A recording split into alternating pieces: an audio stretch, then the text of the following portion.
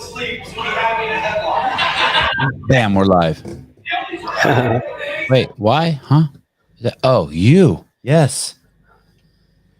Tamer Kattan. Tamer, hey, how are you, man?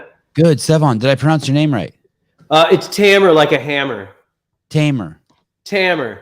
Tamer. Pretend there's, Tamer. pretend there's, Tamer. it's easier if you think of it with two M's. You gave me a perfect way to pronunciate it, and I still pronunciated it wrong. Like fucking Elmer Fudd. Can't even say pronunciate.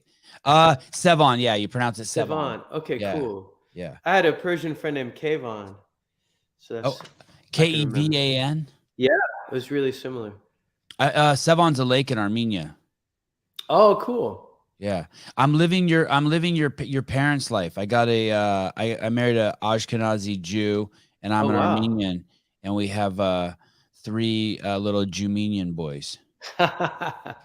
That's great, man. Congratulations. Thanks. Yeah, I'm pumped. 2 5-year-olds and a 7-year-old. My wife got him 23andMe, one of them using a fake name, just in case I have an uncle who's a killer. You don't want to out him, and because you know how that works, right? You heard about that? No. Yeah, like if you, let's say you were to go 23andMe yourself, well, your DNA is so close to so many other people that they can kind of like triangulate on other people and be like, oh shit, Tamer's second cousin, we've been looking for him for a murder case. But, okay. Yeah, but you can 23andMe yourself with a fake name, and we did that, and the kid's 51% Ashkenazi. Those are like the super inbred Jews. And 49% Armenian, which I think we're pretty solidly inbred too. Wow, that's almost 50-50, man. That's crazy. I know. I thought it would have been 50-50. I mean, I didn't pay close attention in that class. I think it was like anthropology where they talked about how people were made. Yeah, but maybe like they did the chromosome talk in Anthropology 101, but I didn't pay attention. I was looking at girls. That's wild. No, but you don't often see it so cleanly split. It's like one of those cats that has a different fur right down the middle of its face. That's crazy. Right. Where are you? Right now I'm in Lisbon. I just got here yesterday from Berlin. And Lisbon is Portugal. Lisbon in Portugal, exactly. It's the most western point of Europe, so it's the closest to the States. Oh, no shit. I was going to say something stupid too. And it's just north of. Portugal's pretty close to Africa too, right? Just north? Yeah, it's not far. Exactly. Like it's just on the other side of Spain. Like if you look at the Spanish Peninsula, the edge of it, it's a California-shaped country on the Atlantic. And so from the southern Portugal, it's very African-like temperature, and you could see Morocco. Oh, you literally can when you're at the coast? Yeah, if you have great eyeballs. Yeah, if you like from Portugal, there you go. So from there, you can see Africa. Well, why are you there? Exactly. I got married during the pandemic and fell in love, and she's a Swedish girl living in Barcelona, and then we wanted to start a life together. We were both in a new country, and Portugal had a really good golden visa program because the other thing is I wanted to get my mom over here. And so that's for several reasons we decided on Portugal. And did your mom come? Yeah, she lives like 30 minutes away by train in a place called Carcavelos. It's a little beach town that's very similar to like Newport Beach. And where we live it's very similar to California. Very interesting that you use Newport Beach as the example. What a remarkable place. Yeah. It's pretty wild. It's it reminds me a lot of Newport Beach, actually. If you squint, you feel like you're in Newport Beach. If you hate rich people and you want it to go away, you want that hate to go away, visit Newport Beach. What a wonderful place with some really, really fucking rich people. And there's like no chewing gum on the ground, and you don't have to worry about being robbed. And they use the right amount of alcohol in the drinks. I mean, what a fantastic kind of like paradise in what otherwise is a California that has some going through some growing pains. Yeah, it's a really interesting place. I spent some pretty formative years there, and it was really interesting. We lived on a street called 49th and Neptune. And where we lived, a lot of the houses were owned by big surf companies. And so they'd let pro surfers pop in and out. And Dope. literally the part of Newport Beach we lived in, they called it the projects, very tongue in cheek, because they were the only homes where like multiple roommates were living there, but we were living on beachfront property. I lived across the street from Dennis Rodman when he was at his peak. It was very bizarre. How old are you? 51. Okay, so we're the same age. Holy shit. Okay, it's so interesting. I watched the interview last night that you did on They Tried to Bury Us podcast. Oh And yeah. I watched episode 1 with your mom. Wow. And your mom looks so young. Yeah, and, she does. And she said she was born in 1947. I'm like, holy shit, this dude might be the same age as me. You look young too. Thanks, man. Yeah, I'm a happy person now. Yeah, And black so don't crack. Isn't that the Yeah, I'm Egyptian. That's close enough. Yeah, Same whatever. area. It's like if black was Mexico, Egypt would be San Diego. Like we're right on the border. And you're born in Egypt. Yeah, born in Cairo. Do you know of Patrick Bet David? No, I don't think so. But He- you know what? I'm a better recognizer by face than by name. Let me see if I can bring him up here. He is an Egyptian Armenian entrepreneur in the United States. He has the largest YouTube station, which is kind of a weird way to brag about him because he's done so much else. This is him right here. Do you recognize him? No. He wrote this book, Your Next 5 Moves. He owns an insurance company. He has like 20,000 employees. Wow. Yeah, he is. I had him on the show, half Armenian, half Egyptian, and he's got some harrowing tale of escaping Egypt during the tussle. Oh wow! During the revolution, I was there during the revolution. I had a wild experience there too. It was pretty wild. Yeah, he's a young man though. He's only 43. Yeah, it's the graffiti during the revolution when I was there. I was there performing comedy at the American University in Cairo for the protesters, for the younger generation, and the graffiti, man. Oh my God, it was just tear jerking. What year was that you were there? Well, I have it tattooed on my arm actually. 2011, the Okay. 11th day of February, 2011. You know what? I'm wrong. I lied to you. Okay. He's not Egyptian. He's half Iranian. Oh, okay. Yeah, I get all my Middle Eastern dudes all scrambled up. Hey man, I get it. We're like Mexican food, you know, like the ingredients on the inside are similar, but the shell's different. Those are Mexicans crossing the border. No, they're Venezuelans. Yeah, that's what I said. Yeah, I get that. I apologize. Okay. Tell me, can you tell me about your harrowing experience in Egypt? Sure. I had at the time, I think I'd been doing comedy in 2000 for about 10 years, maybe. No, less than that. 2011. Yeah, maybe like 7 or 8 years at that point. And I heard, you know, the Arab Spring was the big topic being covered, and they were like showing you the Arab Spring through all these different lenses of life. And one of the lenses they took us through was these Egyptian kids that made a comedy production company that would have comedy shows every Friday. And then they have a comedy school every Saturday where people would use comedy to vent, like the anxiety and the stress and the frustration.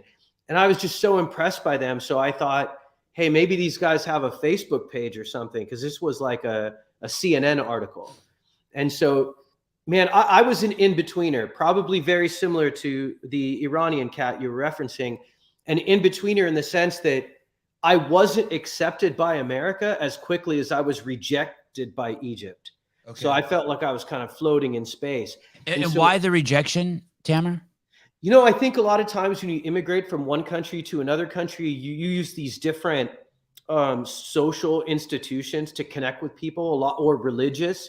And because my parents were conflicting religions, we didn't really go to mosque. We didn't really go to temple. So it's not like we had this pop-up turnkey group of people that were automatic friends when we immigrated to a new country. So and you didn't want to kill gays. That puts you on the outside. That puts you way on the outside. We were very progressive. You know, I came from a very progressive family. And I think, you know, religious people, you know, and people, especially Egyptians that moved to America, the Christian Egyptians were very insular because they felt like they were refugees in a way right. from the way they were treated by Muslims. And then the Muslims themselves felt like they had so much racism towards them in America. So the behavior or the treatment towards them had reversed. Right. And so both of them were very elitist in a way to who was let in and who was let out. So I was kind of this kid floating in the middle. And I always said, I don't know if I'm a Muslim or a Jew or an American, but the one thing I know I am is funny. Yeah. And when I saw a group of these kids being so brave and pushing for improvement in this country that I still felt love for, and I saw them identifying as comedians, I was like, well, I'm that. I am undeniably that. And so it was a sense of identity, and it drew me towards those guys. And so I sent them a message on their Facebook fan page, and I said, hey man, I'm really proud of you guys. And I think what you're doing is really brave and very cool. And, you know, I just want you to know as a fellow Egyptian, I'm proud of you. And the response back was a little unusual. They're like, hey man, well, we looked you up and you're a great comedian, and let's see if, or you're a real comedian. Let's see if you're a real Egyptian. And why don't you come out here? We'll fly you, come perform with us during the revolution. And, wow. So yeah, man. So it was crazy. I didn't tell my mom because I didn't want her to be freaked out. My dad had just passed away, and I'm an only child. So I went to Egypt first, and then I let her know. I said, hey, I'm sorry. I'm in Egypt now, and don't be scared. Why would she freak out? For safety? Yeah, for sure. And did you have some hairball experiences while you were there? I'll tell you one of the most crazy experiences I had that was also brain splitting was that I was the last comic on stage. So I was the most foreign. All the other comics were Egyptian. And then it was, here comes the Egyptian American, right. which Egyptians always make a point of going, you're not a real Egyptian anymore. You're this other thing. And so when I was, you're doing them in English or Arabic, the stand-up? In English, okay. In English. And I'd throw in an Arabic word here and there to be cute, you know? Sure. But towards the end of my set, I heard people fighting in the back of the stage. And I was like, whoa, something's going on. And so I ended the end of the show. I got an applause break, but I could still hear the fighting. So I went, and the kids were younger than me and smaller than me. So I felt like a big brother. And so I ran back there, and this man was just screaming at them saying, what you're doing is wrong. It's haram and all this stuff. And I go, hey man, I go back up. And I stepped in between him and the kids, and he looked at me and he goes, Tamer, Habibi, it's so good to see you. And I looked at him and I go, what? And he pulled out a picture that he had of me as a child. And he said, I was friends with your father. I came here to see you. And I'm like, what are you doing, man? Why are you screaming at them? He's, oh, because what they're doing is wrong. I go, then I'm part of the show too. This is my job. Why aren't you yelling at me? He's like, because they know better. You're not Egyptian. And it was such a bizarre experience to have this guy that I recognized from my childhood, but who was also the worst kind of person at a comedy show and yelling at these young kids who were just trying to live and trying to be heard. I want to get back to find out a little bit more about this gentleman. But for those of you who don't know, and this is a common term that I grew up with also, even being Armenian, and we spoke Armenian, almost all my family also speaks Arabic. Habibi is an Arabic word that literally means my love. For those of you who don't know Arabic culture or Middle Eastern culture, it is crazy affectionate. Like, and I'm crazy affectionate with my boys. There was always an uncle holding me. I was always on someone's shoulder. Someone was always pulling my cheeks. Someone was always telling me my love. Habibi, Habibi. It was always my love. Everyone was loving everyone. And it's interesting. Words dictate our world and our reality. I don't think most people realize that we are living in a truly magical world where people are, I mean, half the world is asleep, probably more because they've been lulled to sleep by words, by word fuckery, and they're being tricked into anytime you're offended, I hate to say it, you've been fucked by word fuckery. No matter who you are, you're responsible for that. You made up, you bought into some sort of illusion, which is okay, but you should know it. And but imagine a society that the United States and during these times of crisis, and I was stopped at the border many a times coming into the United States asking what my role was in the Syrian army, and I understand, I ain't hating, but my love, these people are lovers. Yeah. They love so fucking hard. Middle Eastern people. Would you say that's a fair characterization? 100%. 100%. There's a crap ton of love, and it tends to be that way in most countries when you don't have a chance to achieve the American dream, and you can't be so individualistic because it's going to get you nowhere. Right. You know what I mean? So then your focus shifts to family, and I think there's been a lot of there's a tremendous amount of love, and you can see it in the words and the language. It's an ancient. A lot of languages are ancient language, and you can see the amount of affection and love and importance of family in the language in a lot of the older languages. I think you have some oatmeal in your mustache. You're kidding. It's gone. It's gone. It's water. Oh. I wanted to say booger, but I'm like, you know what? He's a guest. Claim it's oatmeal. Booger's a crazy. I like that word, man. I haven't heard booger in a long time. Booger. And Tamer, who did that guy end up being? Who was he? He was a good friend of my dad's. He was a guy that was friends with my dad. And it's a very strange thing when you leave a place like Egypt, especially back then, because there was no FaceTime. There was no, social media. Facebook, you mean? Facebook or FaceTime or anything Right. where you could communicate and see each other, Skype, any of that stuff. So you become ghosts, and the memory that they have of you is sometimes it's like saintly, or them imagining you in America. It's such a distorted vision from what life is really like. So it was a very strange thing to watch this guy be simultaneously angry at a show that I was a part of, and also at boys, at the boys that I was on the show with, and then also so excited to see me, and his face full of love.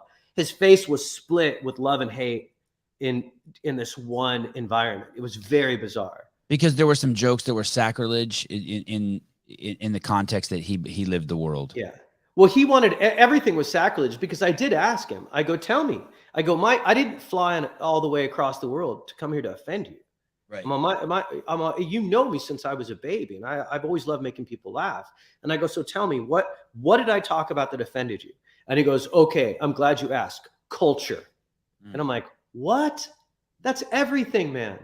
That's everything. You can't say that. You can't. You're not going to censor me, and you're not going to silence me. And so, yeah, that was it was a very bizarre experience. And it was almost like trying to get back together with a girl that you'd broken up with, going out on a date, and then realizing, no, it was the right decision. I want to show you guys something. This is about, I'm only going to show you guys a minute of this. This is at the Top Secret Comedy Club. This is from 2019. This is 12 minutes of time that you will be very happy you spend if you go find this.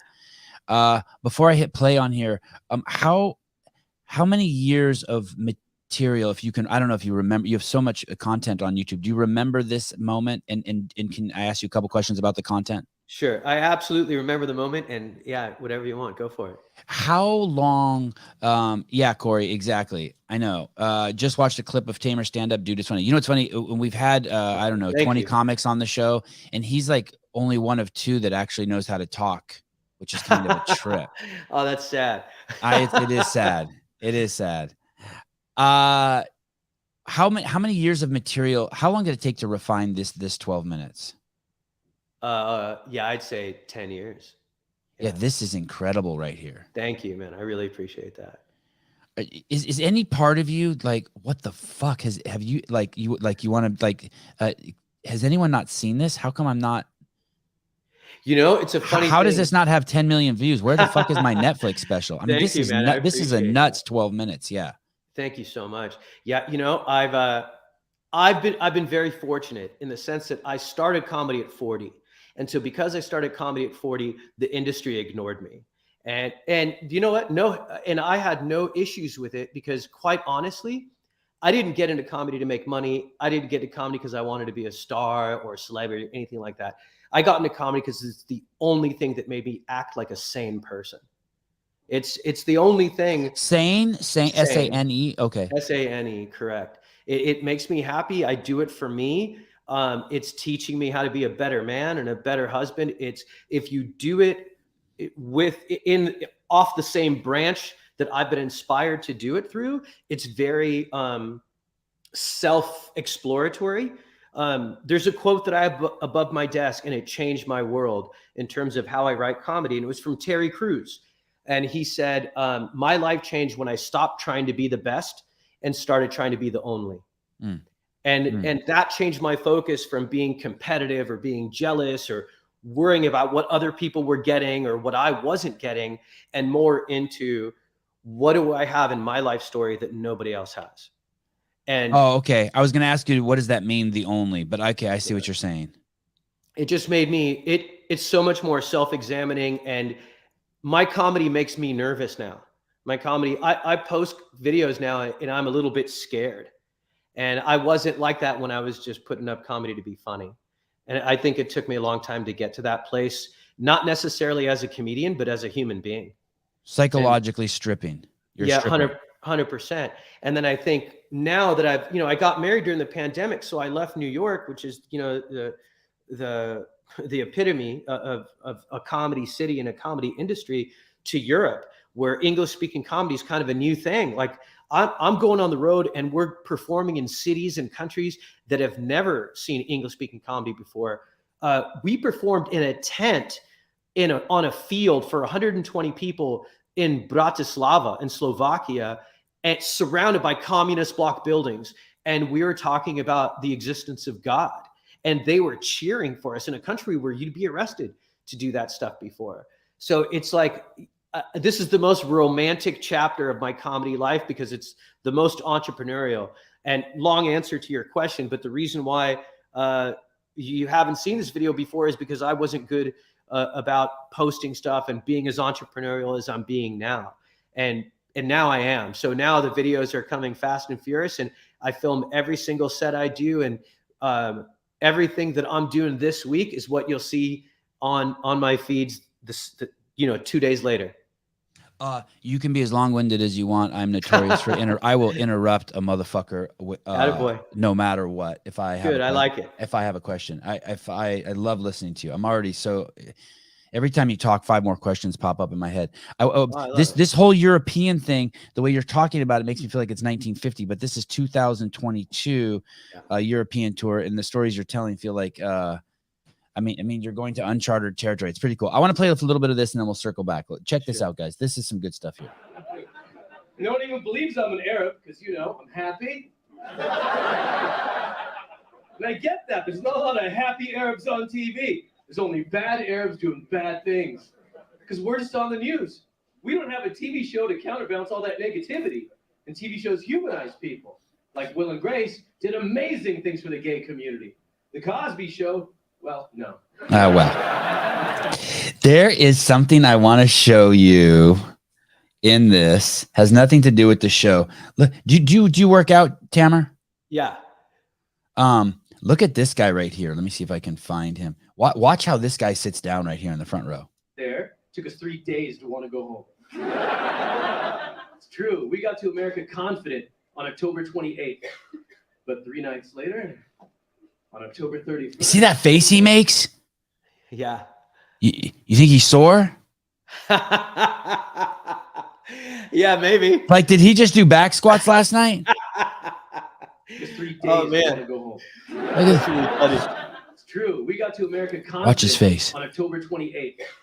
But 3 nights later, on October 31st, Halloween night. Either that or he sharded his pants and he had to sit in a wet one or something. I'm like, what? That's hilarious, man. Yeah, I think it could be physically if he's anticipating pain physically in the hamstrings. Yeah. I think it could be a workout. Emotionally, if he's worried about getting the attention of a comedian while sitting in the front row, he might be like, "Oh shit, don't make noise," because the cut made a sound. So he's like, "Oh shit, I don't want the attention of the comic." I've had comics on here who their bread and butter is the audience. I watched, I don't know, 50 videos of yours, and I haven't seen you interact with the audience at all now that I think about it. Yeah, I mean, I do. I definitely do. And there's a video that went viral where I had a heckler that was so bad she threw a cocktail glass at me. No shit. Oh yeah, man. And I used like a good old fashioned street comeback. It was in East London, and literally the video is me apologizing to her, saying, "I'm sorry, didn't mean to ruin your night. My goal is not to offend you." And she's like, "Fuck you, fuck you, fuck you." And on her way out, she goes, "Fuck your mother." And the whole room goes, "Oh." And then I go, I don't have a mom. Me and my dad share yours. And that's Oh, it's my favorite. Oh, it's my favorite. Oh. and the whole crowd, an East London crowd, an all black comedy club, they all start screaming. And this sister just threw a cocktail glass at me, and I did a little bob and weave. And the comment section was crazy. They're like, that guy boxes. Todd Glass attacks. Oh no, let me see. How would I find that clip? I think if you go Tamer, Kattan, shuts down Heckler, plus Up Next, if you put an Up Next, it's a comedy platform in the UK that's kind of like a Netflix streaming service. Tamer Kattan owns Audience Member. That's it. Yeah. Next Up Comedy. Yeah, that's it. Next Up. That's it. Yeah. Okay.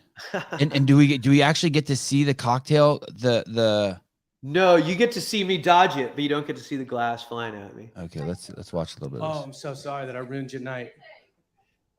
That was sarcasm. Yeah. Andy, I didn't mean to upset you now. I don't have a mom. Me and my dad share yours.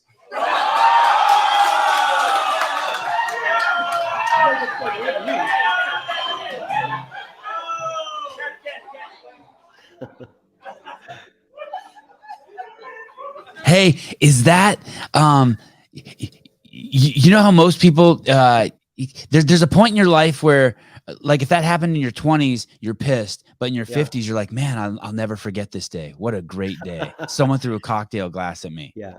Well, you know what's funny, man? I'll tell you, I still feel shame when I say this. Is that I grew up as a person that had a very bad temper, and I had and it made me a very lonely person. I lost friend after friend. I was one of those guys that was friends with people who were best friends, but I never had a best friend. I was an only child, and I had a dad who psychologically didn't touch me or talk to me or anything. No shit. What about my whole thing about Middle Eastern men being so loving? Well, you're right. He was very loving to other people. It was very not to his own son. Okay. Oh man, even at his funeral, there was a woman he used to carpool with who was my age. And she said, is it okay with you guys if I mourn for him the way that we do in my culture? Mm-hmm. And we said, of course. And she got down on her knees and kind of gave a eulogy as to how he was her father. He was like a father to her. And and I was at my own dad's funeral going, he was more of a father to her than me. And it killed me. Right. You know, and it was a very messed up thing. My mom explained to me that my dad lost his dad when he was very young, and it broke his heart. So my dad consciously kept a distance from me so that when he died, I wouldn't have my heart broken. Wow. So backwards.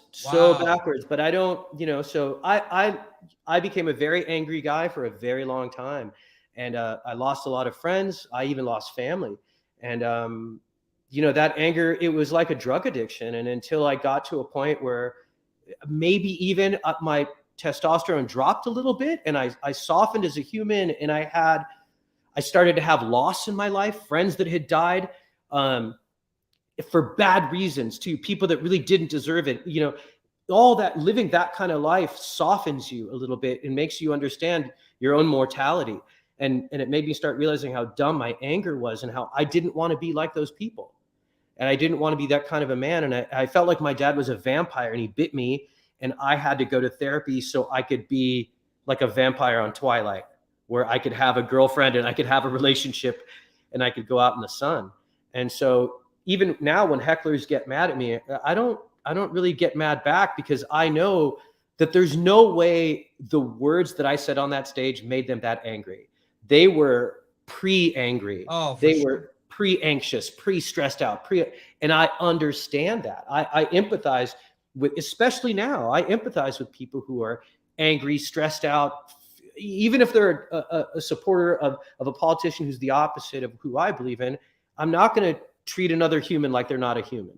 So if someone's going to get mad at me now, I'm usually pretty cool, level-headed, and aware of the outside environment. I don't have tunnel vision anymore.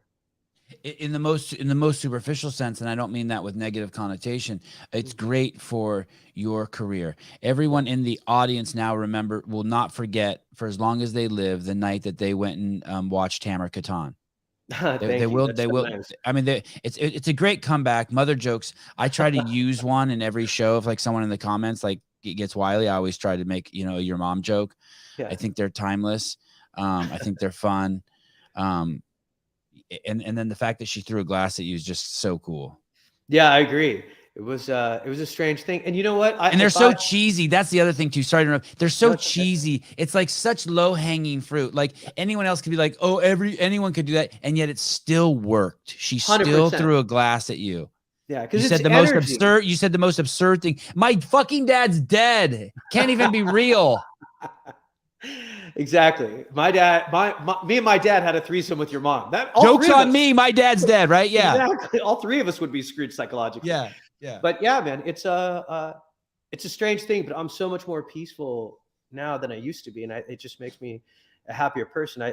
I think I want to be kinder to people than people have been to me, instead of just this whole idea of if people treated me bad, I'm going to treat them bad. It's in our DNA to do that. Like fraternities, I was treated bad as a pledge. I'm going to be bad to pledges. And I think we don't need that anymore. Life is hard enough. Yeah. What do you think about that being said, I like to get on calls or hang out with guys and we tease each other. Yeah. I've always enjoyed that. And some guys, and I've had some really close friends who can't do that. Yeah. It's not like really close friends. They can give it, they just cannot take it at all. Yeah. And they don't even realize that either so much. Are you okay with that? Oh, 100%, man. I think there is you want to know what I think? Here's my theory. Here's my conspiracy theory. I don't know why I keep doing this today. I don't know. It's maybe because I can see my own hands. It's weird. Here's my theory. I think since the beginning of time, countries have weaponized children. And I think this whole idea that masculinity is the opposite of vulnerability is not a part of the human programming. I think it's part of government programming. I think the boys don't cry is something that was created during the Cold War. Mm-hmm. America at one point sent letters home to all the families saying, do not hug your boys. They did. Letters home. Talk about government being overly involved. They were telling families, do not hug your boys because we are in a Cold War with a cold people. And America's not the only country that's done that. But I think this notion that boys don't cry, masculinity is the opposite of vulnerability. I mean, man, you could see it in our culture. Men only talk to each other intimately when we're at a bar sitting side by side or fishing, sitting side by side. We cannot look each other eye to eye and express pain. It's a very messed up thing, but vulnerability is strength. And so, and that's what I'm feeling now. Like, I feel like I've become an emotional nudist, where I'm like, I post videos now that make me uncomfortable. And I worry about, are people going to think I'm weak or that I'm not a real man? I had a guy the other day post on I had a joke about the difference between men and women and how there's nothing wrong with crying. And this guy wrote, real men don't cry, and then made this weird emoji face. And I'm like, all right, and that's my fear, that people are going to think that about me. But now I've lived through enough life that I don't need external validation to say that I'm a real man. I've been there for my friend whose dad died. Right. I helped my friend wash his dad, whose body was riddled with cancer. I've wiped my friend's dad's ass when he was dying of cancer. I've been there with another friend, had his wife cheat on him, and he was crying in my arms. I've been to Afghanistan twice performing for the troops and become such good friends with a soldier that he cried and we hugged each other. And there's no way that little kid with his little emoji is going to make me think that those men are not real men. There's no way. Right. And there's no way he's going to make me think that I'm not a real man. I had a guy on the other day. I think it was Jaguar Heart, and he's masculinity is one of the topics he in areas that he's fond of. Mm. I hear you and I agree with everything you're saying. Like I've cried on this show a dozen times. I'm kind of proud of it. You should be. That's awesome. Feel my tear ducts turn on. I've always been a good crier. But that being said, when I look out into the world, that's not what I see, and maybe I'm seeing it wrong. I don't see a problem with men being too masculine. I see a world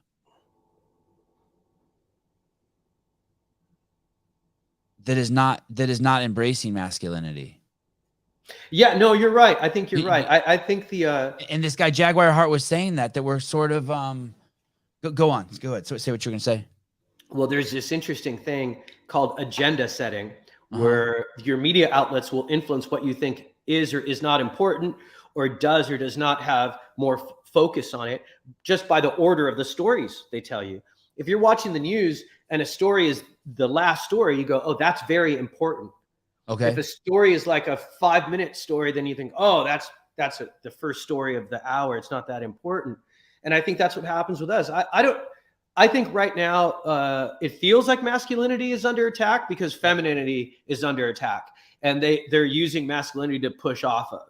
You know, I love my masculinity. I feel like I've won the lottery in a lot of ways by being a man. But I don't really feel under attack. I understand why people are reacting the way they're reacting, women in particular, and I don't feel under attack. I do think there are some things that are trivial, and I do think there are some things that hurt the movement for women in particular, because every revolution needs outsiders to help. And I think like in the majority of the world, things like, for example, spreading your legs real wide, making that an issue is like maybe in New York on the subway. But if I've seen pictures online of the guy with his legs spread open and people are like, oh, literally there's like a graphic with the degrees. It's 140 degrees. That's man spreading. And I'm like, you're hurting your own cause. Man, same thing with mansplaining. Like if someone, I think anytime you come after someone based on their sex, you're hurting your cause. I open up and go, you think that way just because you're a man. You can't have an opinion about abortion because you're a man. As soon as you, I think you start, you can't have that opinion because you're a black guy. Like as soon as you start doing that, you're like, by the way, I've never heard anyone say that last one. I just made that up. But the others I've heard, it's like, yeah, what? Yeah. I see what you're saying. You're kind of hurting your cause. Well, what, do you have when you say hurting the cause, do you think that people born men who are playing now in women's sports is hurting the cause? Oh, yeah, I think that's a tricky one, like, do I think trans people have a right to be whatever gender they want to be? Absolutely, man. I think everyone, man, we are not here for very long on this planet. That's my opinions have changed pretty dramatically over the last few years.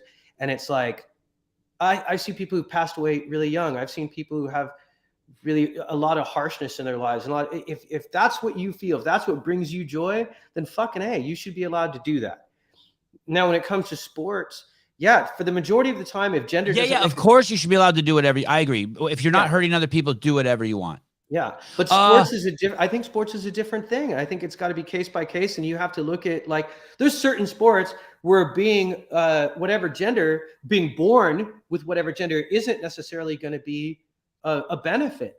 It's going to, and I think that's where it's got to be case by case. But this is the problem. The laws have to be for everyone, but right or wrong is usually individualistic. It's case by case. And we're using sweeping statements to try to solve individualistic problems. And I think every case should be case by case.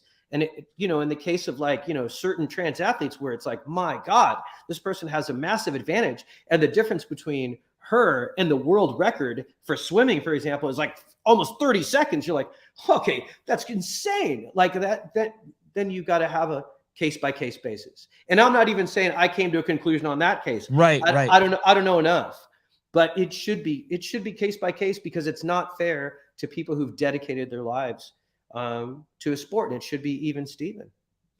Here's another thing. Here's what I think is complicating the issue. That there's too many. So this LGBTQ thing that just keeps adding letters to it. Mm. I don't think that every issue that because of which genitalia you want to be intimate with, every issue that attaches to that, you have to be on that team.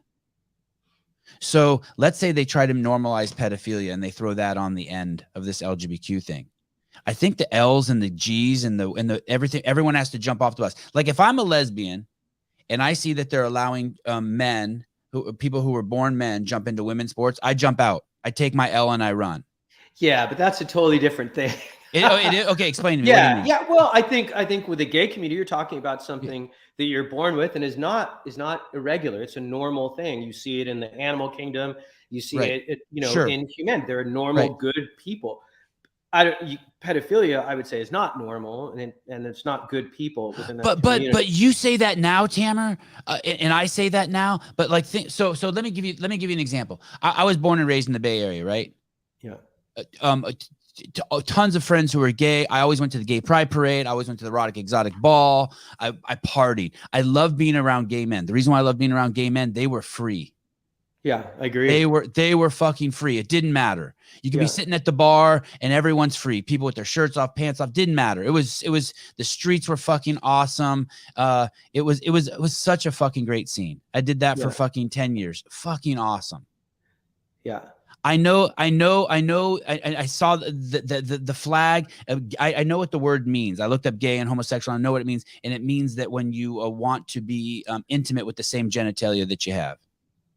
I mean, right? It depends. But now they got the flag in front of my kid's school, and he's in the 2nd grade, and I'm like, no, put that flag on your garage door.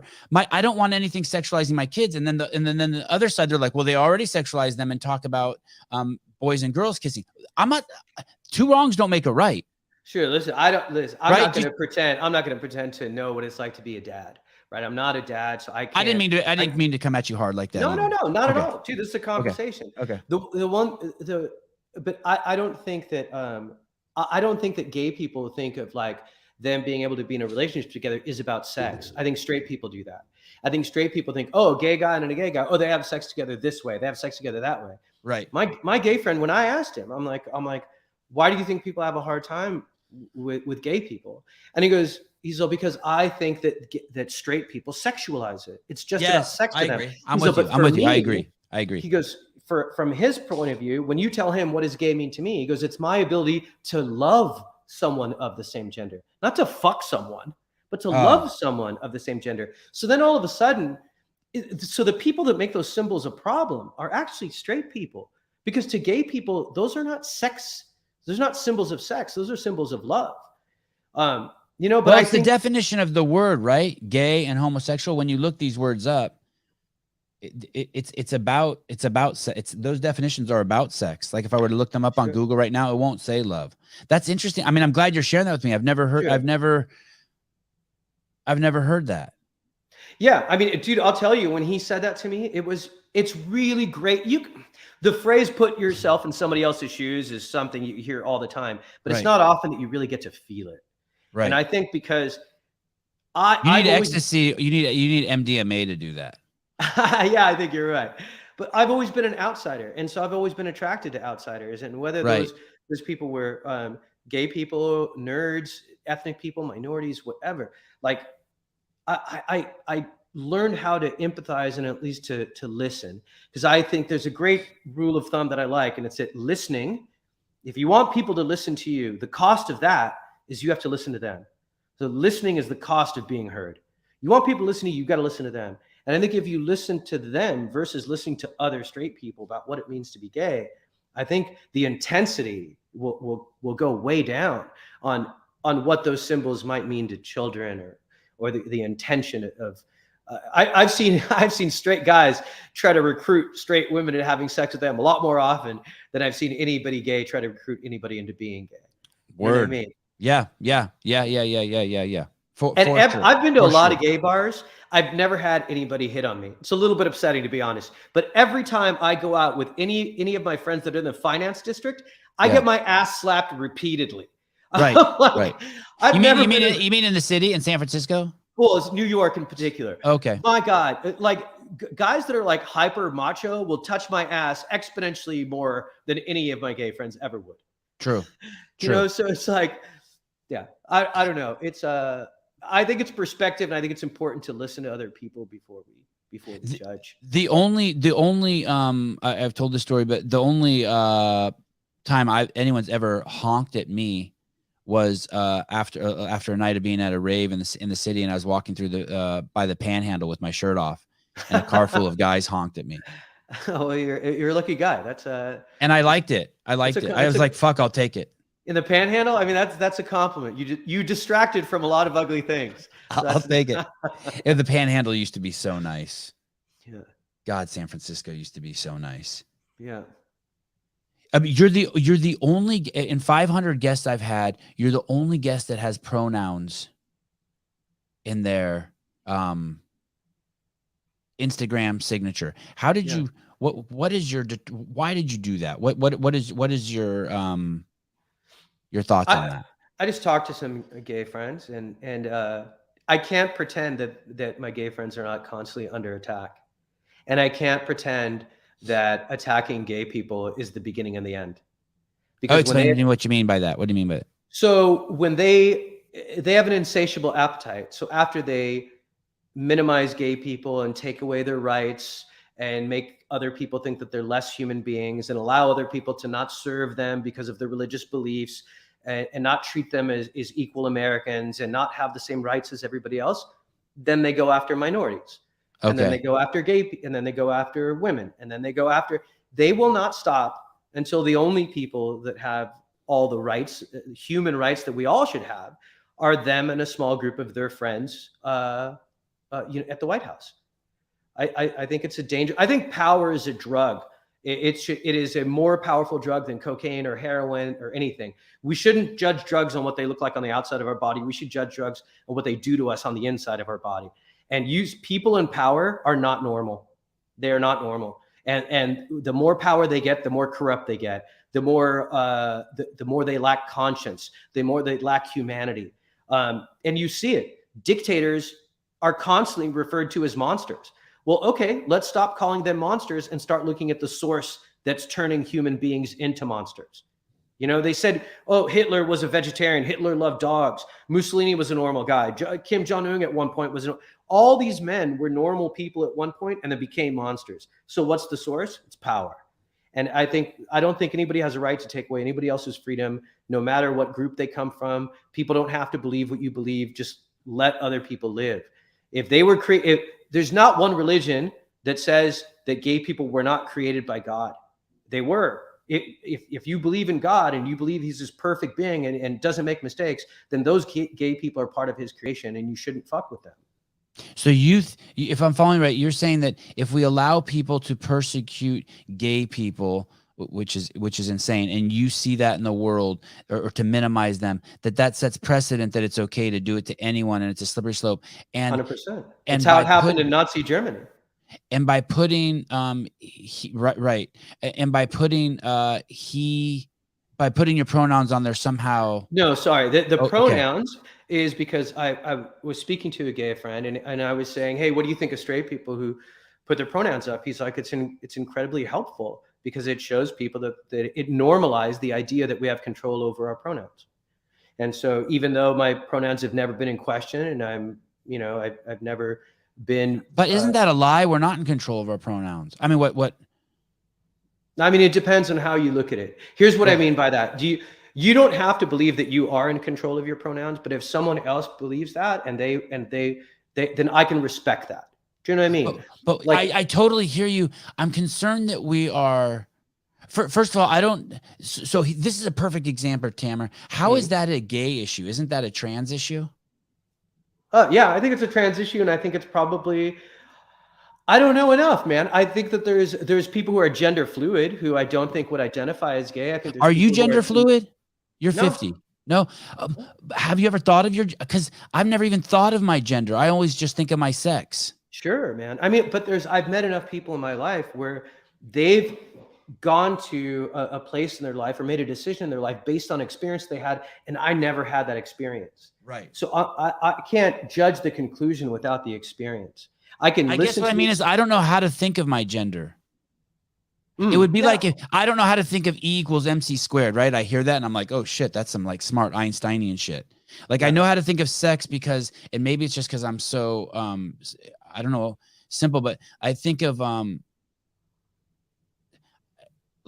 I think of sex as like your biological, your penis and your vagina, but Yeah. gender, I'm not sure how to. I never hear a voice in my head saying I'm a man, or I need to do this because I'm a man, or if I do this, people will think I'm feminine. But the great part is that you don't have to. I mean, you said Right, something right. that you said Okay, something in the beginning right. that I can 100% relate to, and I wish more people would acknowledge.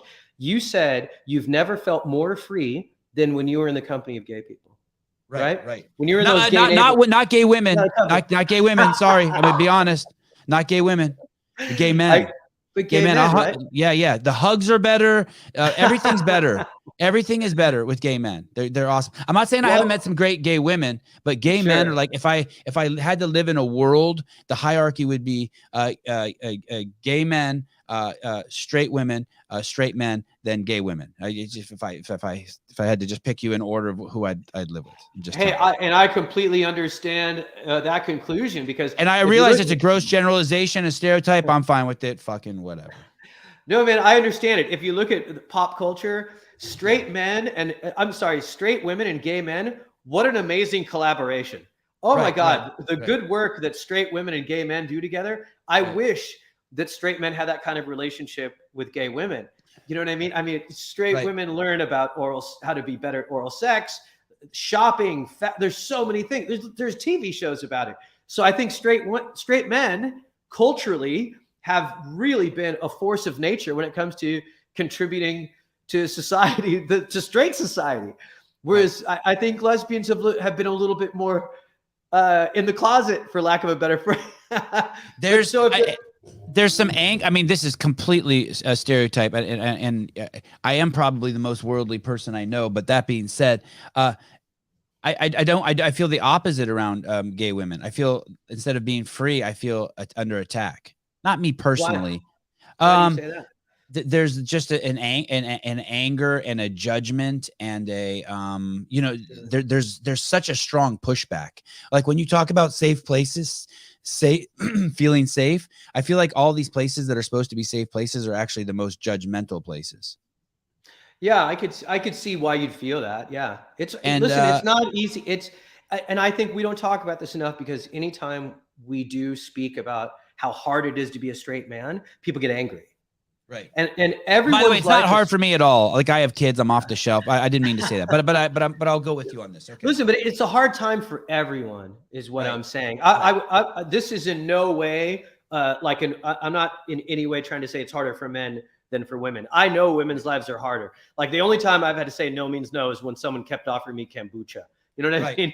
Right, so I understand that women's lives are harder, but to not acknowledge that it's a confusing time for straight men, or that straight men, a lot of times I've seen straight men saying, "Hey, I want some help understanding this." Like what you just said with the pronouns. And the response is so aggressive and so shut down that it's unfortunate, man. Like, I understand the reason for the response. There's a reason why we have a phrase called "the bullied become bullies." Right? There's a need for justice in humanity, where if you were bullied, then you bully people back. It's in order to get people on your side during a revolution, women have to be better than men. Gay people have to be better than straight men. And it's hard for them to be like, wait a minute, we've had all this time where the world was kind of defined through the lens of straight men, and now that we're asking for equality, you're telling us we have to be even better than them? And it's like, unfortunately, yeah, you do. You have to be just as aggressive as we were in asking for what you want, but you have to be even kinder than we were, because you weren't happy with us. More patient. You have to be more patient than we were. You have to be kinder than we were. You have to be better people to us than we were to you. If we want this world to get to a better place, you can't out man. Hey, that's be the change you want to see in the world. Yeah, I like that. The Gandhi. Yeah. Yeah, it's unfortunate, but I think it's true. And I think they'll do it, but it's just, this is all new, man. Like, I think we're living through a really interesting time, and I don't think we'll realize how chaotic it is until maybe when we're old people and younger generations are telling us, wow, telling me about the time when they used to have mass shootings. I sometimes remind myself that I remember being a young boy. My mom was driving me to school, and the radio was playing, and it said in Peru earlier today, a school bus flipped over down a cliff, and 27 children died. And I remember at that moment, probably being in the 7th or 8th grade, thinking, "Holy shit! 50 years ago, we would have never known that happened." Yeah. What a trippy world we live in. Yeah. And so today, it's that times a billion, and no exaggeration in terms of everything we know. And you think there were people born who went through World War I, World War II, the Great Depression, that thing where they wouldn't sell alcohol. I forget what that thing's called. All that shit, and that I would much rather go through what we're going through now than World War I and World War II. Absolutely. And so in that regards, I'm like, shit, this shit's easy. 100%. You want to hear a crazy thing that I heard? I read this article about a guy that's a demographer. He studies populations, and he said that every population, they like in the demographer world, every population has an object that they consider a gift that the generation gave to society. So our generation was, Generation X. We had no wars, no Columbine, no 9/11, no economic distress. So we weren't afraid of anything. So the product we were most known for was extreme sports. Wow. I'm not afraid to die, and I don't need anyone. Yeah. I'm not afraid to die, and I'm not afraid to do this alone. Yeah. And then the generation after grew up with Columbine, 9/11, economic distress, all this stuff. And the product they're most known for is social media. All my friends with me all the time. They're cocooning. It's a cocoon against what's happening in the macro environment. So a lot of people are like, oh, this generation's so soft.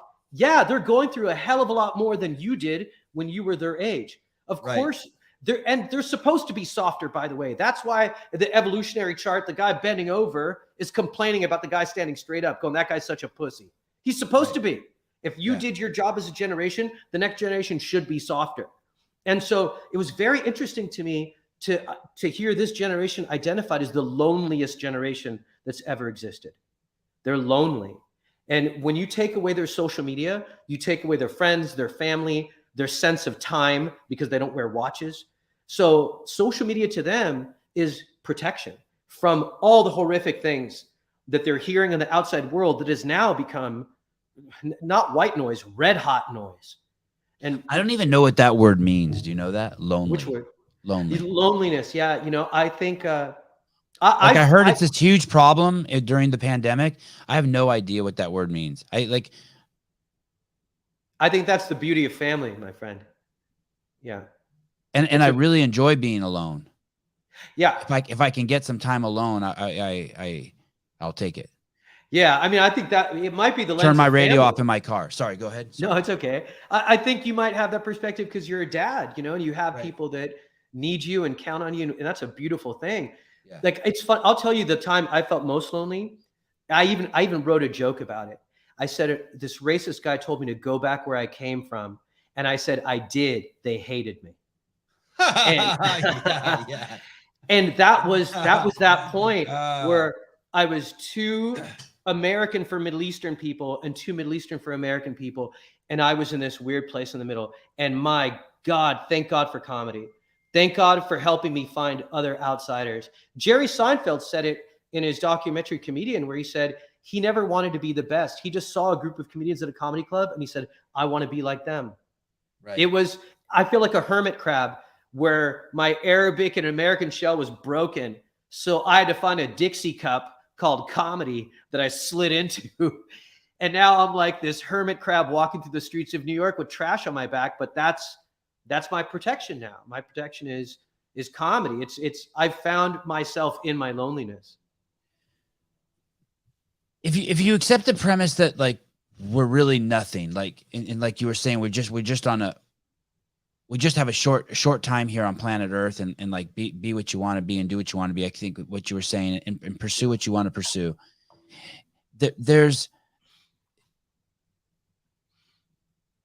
And you fancy yourself a comedian, and so you fancy it's the most British thing you've ever said. Nah, you fancy yourself a comedian. and so you want the rest of us to participate in the, I don't want to say delusion, But like, so I tell everyone my name's Sevon, and I want everyone to participate in the delusion of my identity, right? on this level. My parents named me, and now I'm trying to hold this fucking character together as he fucking traverses planet Earth named Sevon. I'm trying to hold this motherfucker like together. Yeah. The less I have to hold together, the happier I am. Amen. 100%. So when I have to participate, when I see, this is going back to the he, him, is thing, I feel like I'm participating in helping people keep their delusion together in a way that might not be healthy. The same way I participate, if I think the word kike is a bad word, I'm demanding that every Jewish boy and girl who's born onto planet Earth, then we have a gift waiting for them. We have this word that you're supposed to be offended by your whole life.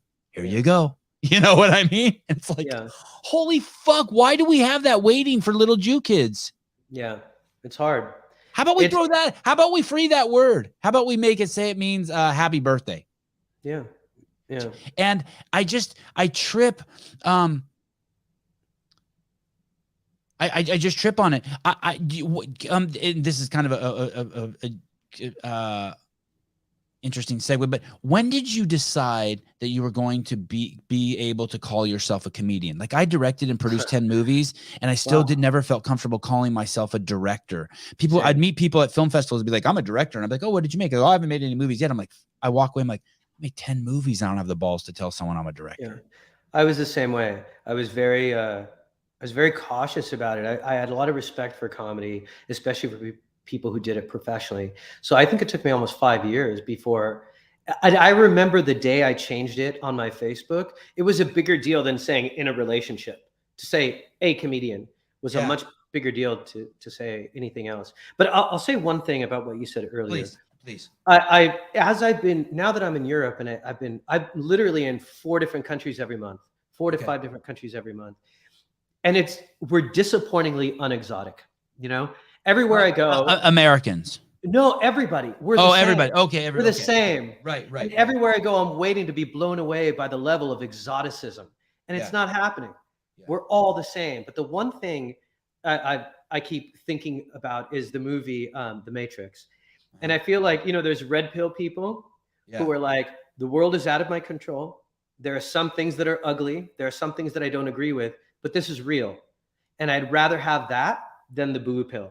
Right. It makes everything pretty. Everything is what I want. Everything is what I agree with. But this isn't reality. And I think and I started like myself, consciously going, what are red pill cities and blue pill cities? And like a place like Berlin was very red pill, where it was so creative and so artistic and so inspiring.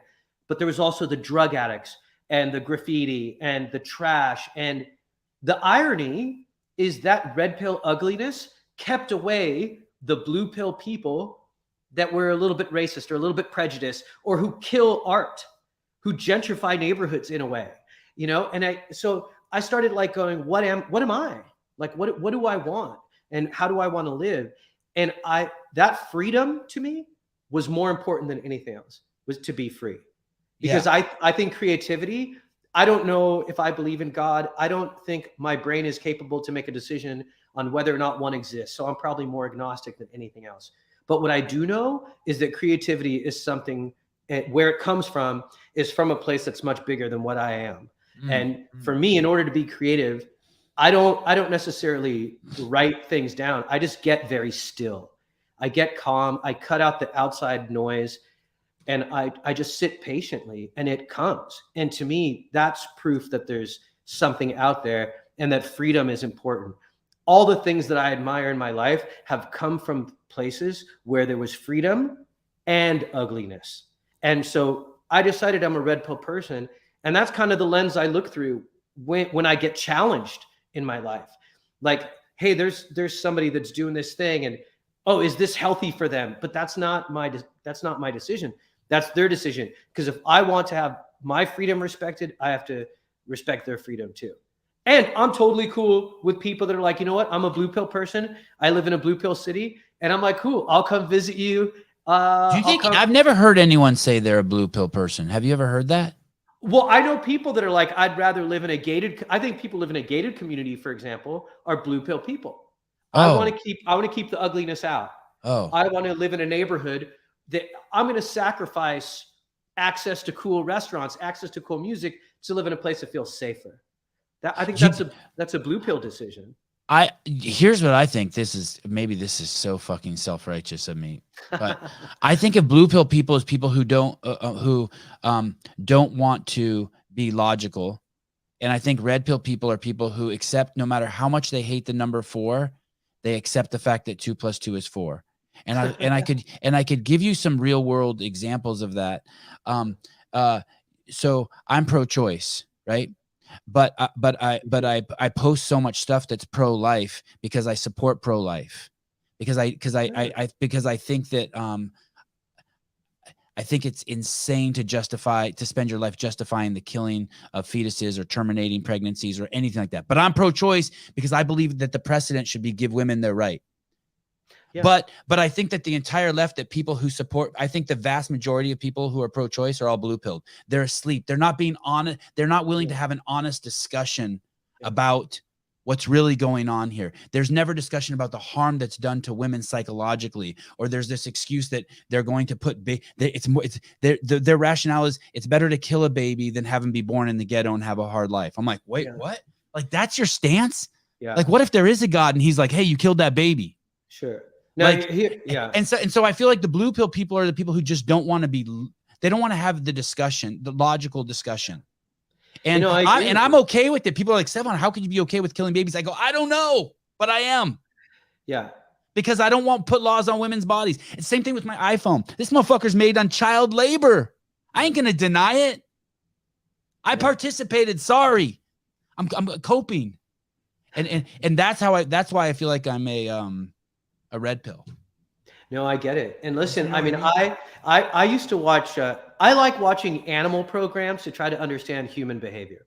Oh, right. Okay. Yeah. Like Animal Planet, even Cesar Millan, and Cesar Millan used to say this thing where there's no such thing as a bad dog. It's just bad owners, bad behavior. And I think that mindset's so strong. Yeah. Not like what Caesar said. That's what you were saying earlier. There's not bad people. That's another way you're saying when there's not exotic people. It's just people, man. It's just people. Yeah. We're all the same. Okay. A lot of people that you might hate, you might be exactly like them if you were born there. Oh, of course, right? We'd all be Hitler if we had his circumstances. That's a great Eckhart Tolle line. Yeah. Like, hey, man, if you were that dude, you'd be that dude. So we should hate the circumstances and try to fix the circumstances instead of attacking the people all the time.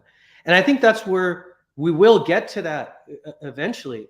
But I think at the end of the day, what I'm learning is I was right when I was 8 years old and I started listening to punk rock music. I labeled myself an anarchist. At 8 years old, I knew the government was bad. And I think that's what happens now. I think the way the runways in Paris can dictate the way people want to dress in Oklahoma are the way behavior at the White House can dictate the way neighbors treat each other in Oklahoma. I think that it's a shitty government, a divided government, horrific behavior by our politicians. For years, they've told us that musicians need to be better role models. They are piece of shit role models, and they are making our streets more dangerous. Amen. Because the way they treat each other is signaling that it's okay for my neighbor to be aggressive towards me. Oh shit. It's their fault. They are the bad owner holding the leash, telling Cesar Millan, what's wrong with my dog? It's you, motherfucker. It's you. Yeah. And it's our government, both sides, that need to be held accountable. They are responsible for the mass shootings. They are responsible for people's brains breaking because they've treated the lack of honest conversation around.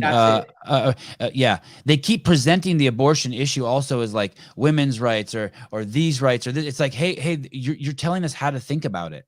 Like, stop telling us how to think about it. Yeah. Because people are believing you. Yeah. And it should be, you're making universal laws for individual problems, universal solutions and everybody knows it doesn't work like that. And so to demonize someone for whatever decision they make, when you don't know the individual story, to teach us to think that way, like politics of sports, is hurting all of us on an individual level every single day. It's like our politicians are sneezing emotional contagions on us, like COVID, They're sneezing anger, they're sneezing anxiety, they're sneezing stress because they could lose their jobs at any minute, and they're stressing that is where the head vampire lives. That's what the problem is. And when they behave better, all of us will be able to exhale. Sneezing emotional contagions. Yeah, man. I like it. I loved everything you said. I want to tweak this one part. Sure. About so earlier you said you were saying that we have to be the change we want to see in the world. I'm almost dogmatic in agreeing with you on that. And I think that when we try to change other people's circumstances, we actually fuck everything up. Yeah, I think you're right. I want to recommend this a book to you. It's Stephen King's only nonfiction book. Oh, wow. And it's called On Writing. And you said, and in this, and I listened to it on audio, and in here, he says he's in a band with other authors. And he says that none of the people in the band would ever ask each other, hey, where does your inspiration come from writing? Because no real creative person knows where it comes from. And that's what you were saying earlier. 100%. I don't believe in God, but I know there's some shit coming to me from somewhere. I'm not sure if I believe in God or not, but there's some shit coming to me from somewhere. And I'm not sure where that is, but that might be where God is. I think I heard you say something like that. And I'm like, oh, you nailed it. Yeah. You also made me think this. I don't believe in God, but here's the fucked up part. The loneliest I've ever been in my life was in my 20s, and I was the closest to God. Yeah. And it was lonely as fuck. Yeah. But man, I was close to something. Yeah. 100%.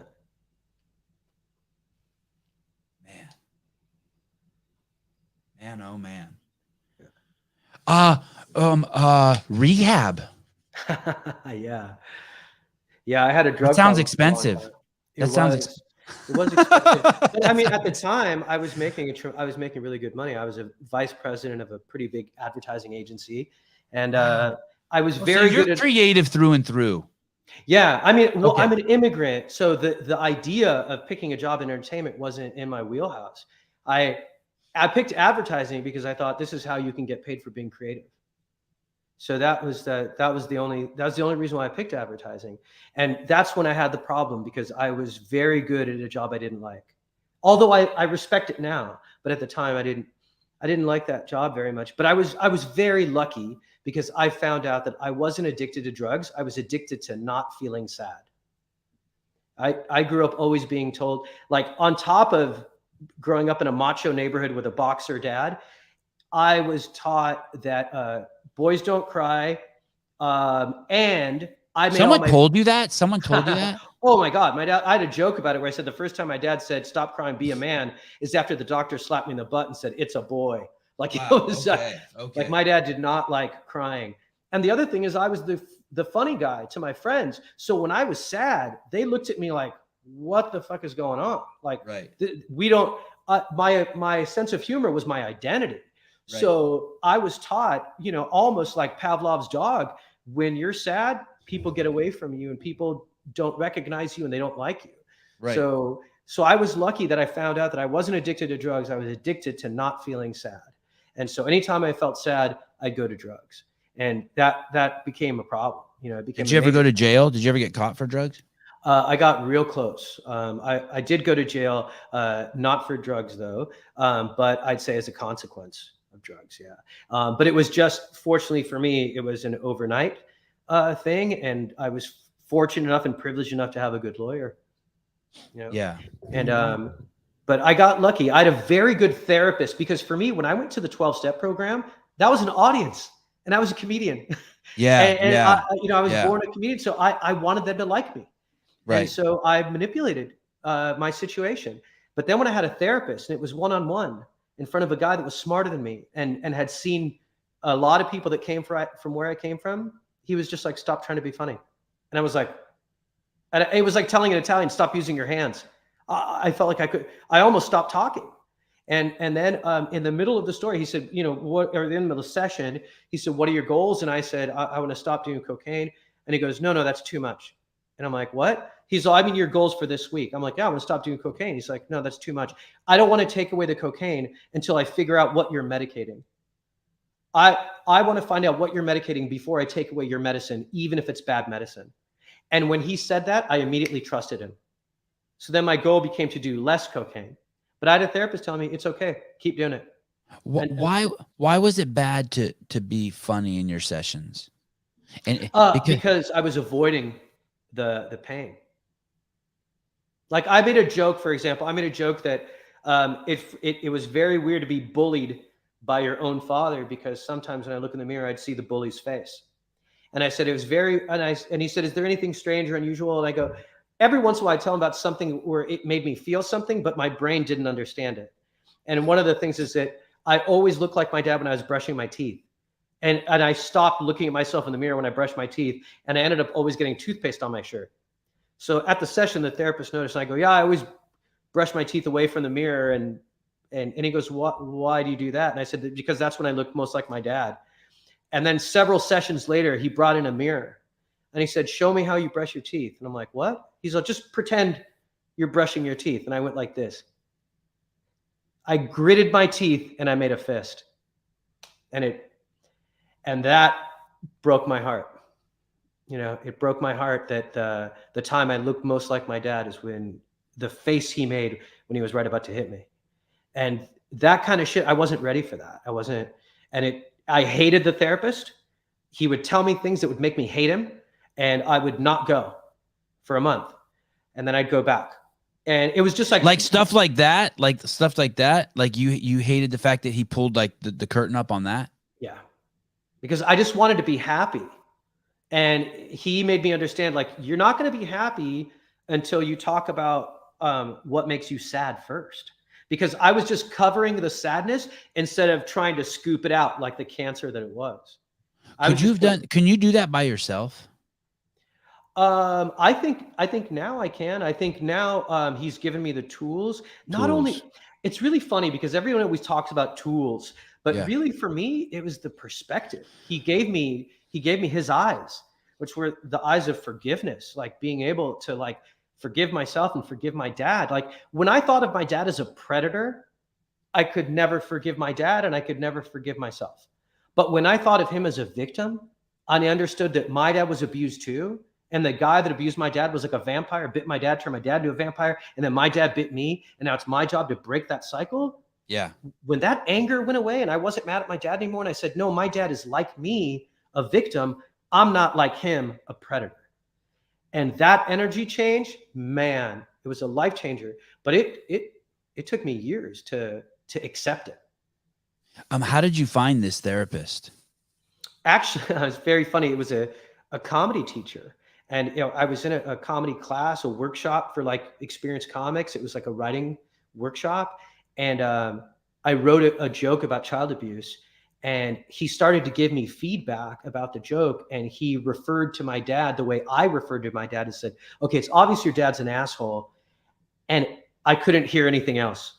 It was very strange to hear someone else call my dad that. Yeah, you didn't like that. I didn't like it. Yeah. And he saw it in my face and he said, listen, I want you to know that I'm a very big fan of yours.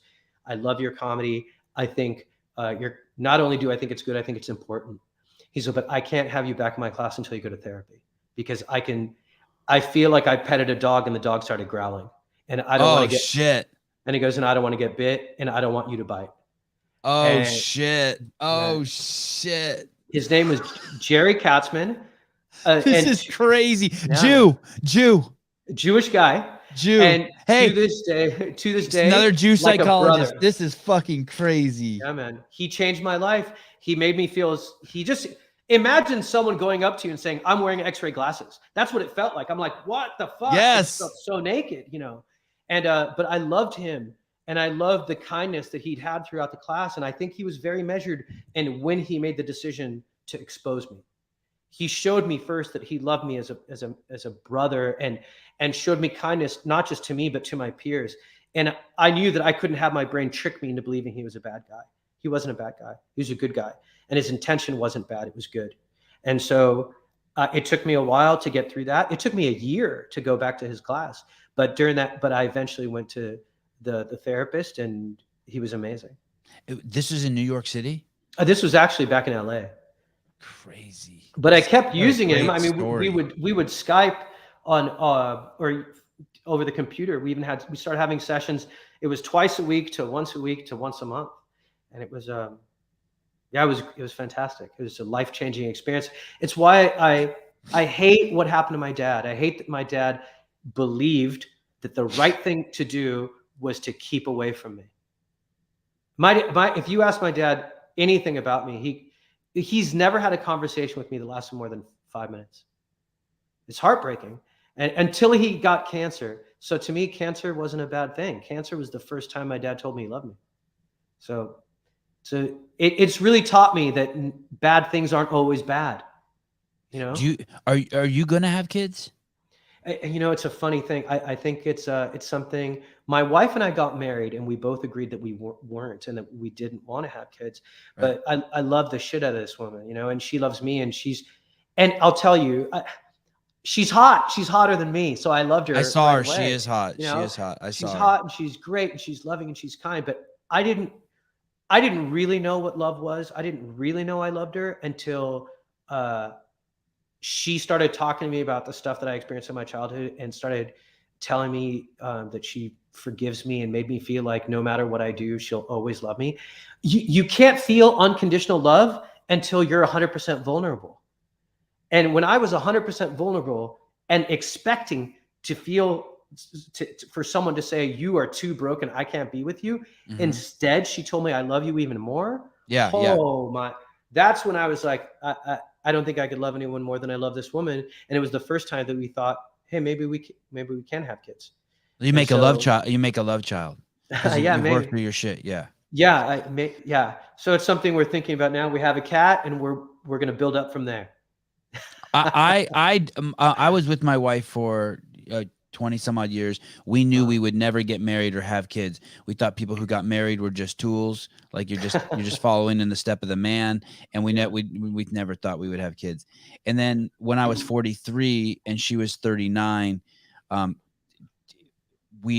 our life was so good. We had worked through all of our shit basically. And we were so in love, and we were living with a woman who was breastfeeding, and that kind of got my wife all frazzled and stimulated. And then a woman said to my wife, a woman who has three kids, she says, if you have kids, you won't regret it. If you don't have kids, you might regret it. And so when she said that to my wife said, okay, let's have a kid. And then so we started having unprotected sex. And and I would tell myself every time too, because I'd ask my mom, why did you and my dad have a child? And she said, we wanted to make a love child. So I would always tell myself while I was with my wife, I would try to be like, I want a love child. I want to love, Haley more than I've ever loved her before this night. And like, I would try to summon a love child, a spirit from a love child. Yeah. That's the way people should think. People should be like a love child. That's what it should be. I think for too many people, it's an obligation child to my culture or to my family. Or smash that pussy child. Yeah. I do like smashing that pussy child too, but my children are love children. That's beautiful, man. So I can't recommend it. I can't. I just feel like if you're in love with, it sounds like, I think that is one of the side effects of really loving someone. You start, you want to plant a garden together. I think you're right. You want to start, you want to have your own plants and your pets, and you want to start growing things together, and you want to do some. Why 40? Why a comedian at 40? What were you just like, fuck, I've always wanted to be a comedian and I haven't done it? What am I doing? It's a dark answer, man. It was after my dad died. Okay. Oh shit. Yeah. Really? Wow. Yeah, that's dark, but cliche, right? Holy fuck. Like, I'm going to die. You felt your own mortality. You're like, I better do something I really want to do. Actually, a little bit different. A little bit of that. A little bit of that. I think you're right. I think there's some of that in there. But the other stuff is that I never realized that I was chasing my dad's respect my whole life. I was chasing my dad's love my whole life. And so by chasing that love, I wanted to chase the things that would make him happy. And as a Middle Eastern person, my cat's going crazy right now. Would you stop it, you prick? Okay. So for me, I just wanted to make my dad happy. And the thing was, I got to get real estate, And so it was about getting the house and succeeding at work and reaching all these goals that really weren't my goals. They were his. And when he passed away, it was like somebody ripped the GPS out of my car. And they're like, okay, now you figure out where you're going. And it was the first time where I looked at myself and said, what makes you happy? Why not impress your mom? Why your dad? You know, it's very weird. It's a very weird thing. It's a great question. I used to always say my family. First time you said that hour and 24 minutes into this show. I resent you. Well, I felt it. But I used to say my family's definition of warmth was a head in the oven and feet in the freezer. Like my dad would over discipline me and my mom would over love me. And they each thought they were correcting the other person's mistake. So, very normal, by the way. Very normal. My wife and I, we have all sorts of problems now that we have kids, and they're all around that. Yeah. But imagine if your parents were the judges on America's Got Talent. My dad was Simon. I cared about his opinion the most because I knew that when he said something good, it was real. Yeah. And my mom was like Paula Abdul. Everyone was amazing. You know what I mean? Yeah. So I love my mom, but I knew that my mom would love me no matter what. Yeah. And I knew that my dad's love was conditional. Yeah. You know, it's important kids have that. That's the way it is with my mom, with my wife too. I wanted to impress my mom. That's great. That's beautiful. And in my 30s, in my late 20s, I realized I need to stop doing that. I had an awakening. That was my first taste of the red pill. And then my whole 30s and 40s were kind of like all the way till I was about 45. There was a 15-year period where then I kept like trying to do things that I wanted to do instead of impress my mom. Yeah. That's a beautiful thing. Yeah, it was cool. It was cool. But, and then finally now, and thank God my mom's still alive and healthy and awesome. And still, like, I see her every single day. She's a huge part of my life. But now I'm just like, fuck it. I'm completely fucking untethered on this podcast now. That's 500, beautiful. 500. And you know what? My mom still accepts me. Exactly. That's beautiful. Yeah. You know, the first bit of dark advice I got as a comedy writer? What? From the nicest guy I've ever met. He said, you have to write as if both your parents are dead. Wow. Wow. And I was like, whoa. He goes, that's a dark thing, but that is freedom. Because if both your parents are gone, no one's going to tell you how to write, what to write, and what'll come out will be real. But it's interesting too that you are 50. You move to your mom's happy to live in America, happy to be an American, has a good life here, and then you go to Portugal, and she follows you. Yeah, I mean, well, she wasn't. Or you bring her. Why is that? Well, I think she wasn't 100% happy in America. Things had changed. She's lived in Huntington Beach, which is a beautiful community with a lot of wonderful people. But at the time, it was like a lot of skinheads were starting to pop up, and a lot of like very aggressive political divisiveness was starting to happen. It was a battleground. Huntington Beach Pier became a place where a lot of activists would go and literally fist fight each other. What year is this? This was 2 years ago. You know, right? Okay. Yeah, about maybe a year and a half ago even. And also I love the shit out of my mom. She's a great person. My mom's like my friend. You know, she's not like a regular mom in that sense. And I'm an only child. My dad's passed away, and you know, we didn't have a big community. So we've always felt like it was just the three of us. And so having her here was like, I think I didn't just do it for her. It was selfish. I wanted her here, and I knew that my wife would fall in love with her. And it just makes me feel like I'm doing the right thing by having her close to us. And you could afford, and it was financially doable. Yeah. Yeah, that's awesome. And who does she? I'm assuming she speaks Arabic and English. Yeah, exactly. But the Portuguese, the level of English is extremely high, especially in Lisbon and the outer parts. Like, man, she's got more friends than we do. Like, it's crazy. Are there a lot of people who speak Arabic there also, since you're so close to North Africa? Not really. No? It's a funny thing too, because like a lot of my friends, for example, they're like, "Oh, you must kill in front of Arabic crowds, like when you do comedy." And I'm like, "No, they're the crowds that like me the least." And I think it's the same with us because we don't fit into the mold. And so I think, don't get me wrong, I have a lot of really great Arabic friends, but the friends that are Arabic that tend to be a little bit more conservative, they tend to keep us at a distance. So we have more English-speaking friends than Arabic. Do you know who Khalil Gibran is? That sounds very. Oh, the author. Oh yeah, of course. Yeah, of course. Yeah. Yeah. My mom introduced me to that book as a young man. Yeah. And it's weird that it stuck to me. It's like he wrote The Prophet. I mean, he wrote a lot of books, but that was the one that was the most amazing. Got him in trouble. Yeah. Yeah. And one of the reasons why someone said that it was so amazing was because that was one of the few books that he wrote in English. and he was a native Arabic speaker, and because he wrote it in English, he just used very, very simple words. Yeah. He was forced to be more eloquent, more poignant. Yeah. And it's like one of my favorite books. Me too. I'm a big fan of that style of writing because it's the closest to comedy. Like Hemingway was the same thing. Hemingway really believed in brevity, and they used to say brevity is the soul of wit, right? He even had this really famous story where they asked Hemingway, "Oh, you can't write a drama with brevity. Brevity is only for comedy." He's like, "I can write a drama in 6 words," and they're like, "Do it." And he's all, "For sale, baby shoes, never worn," and it was like, whoa. Concise and exact use of words in writing speech, brevity. Yeah. Have you go ahead? I just love that style of writing because it's you can read long form, the rhythm of black belts in storytelling who have a more similar rhythm to comedians in comedy, because comedy, a lot of strikers are into comedy because the most successful combination in boxing is the jab, jab, cross. So it's 1, 2, 3.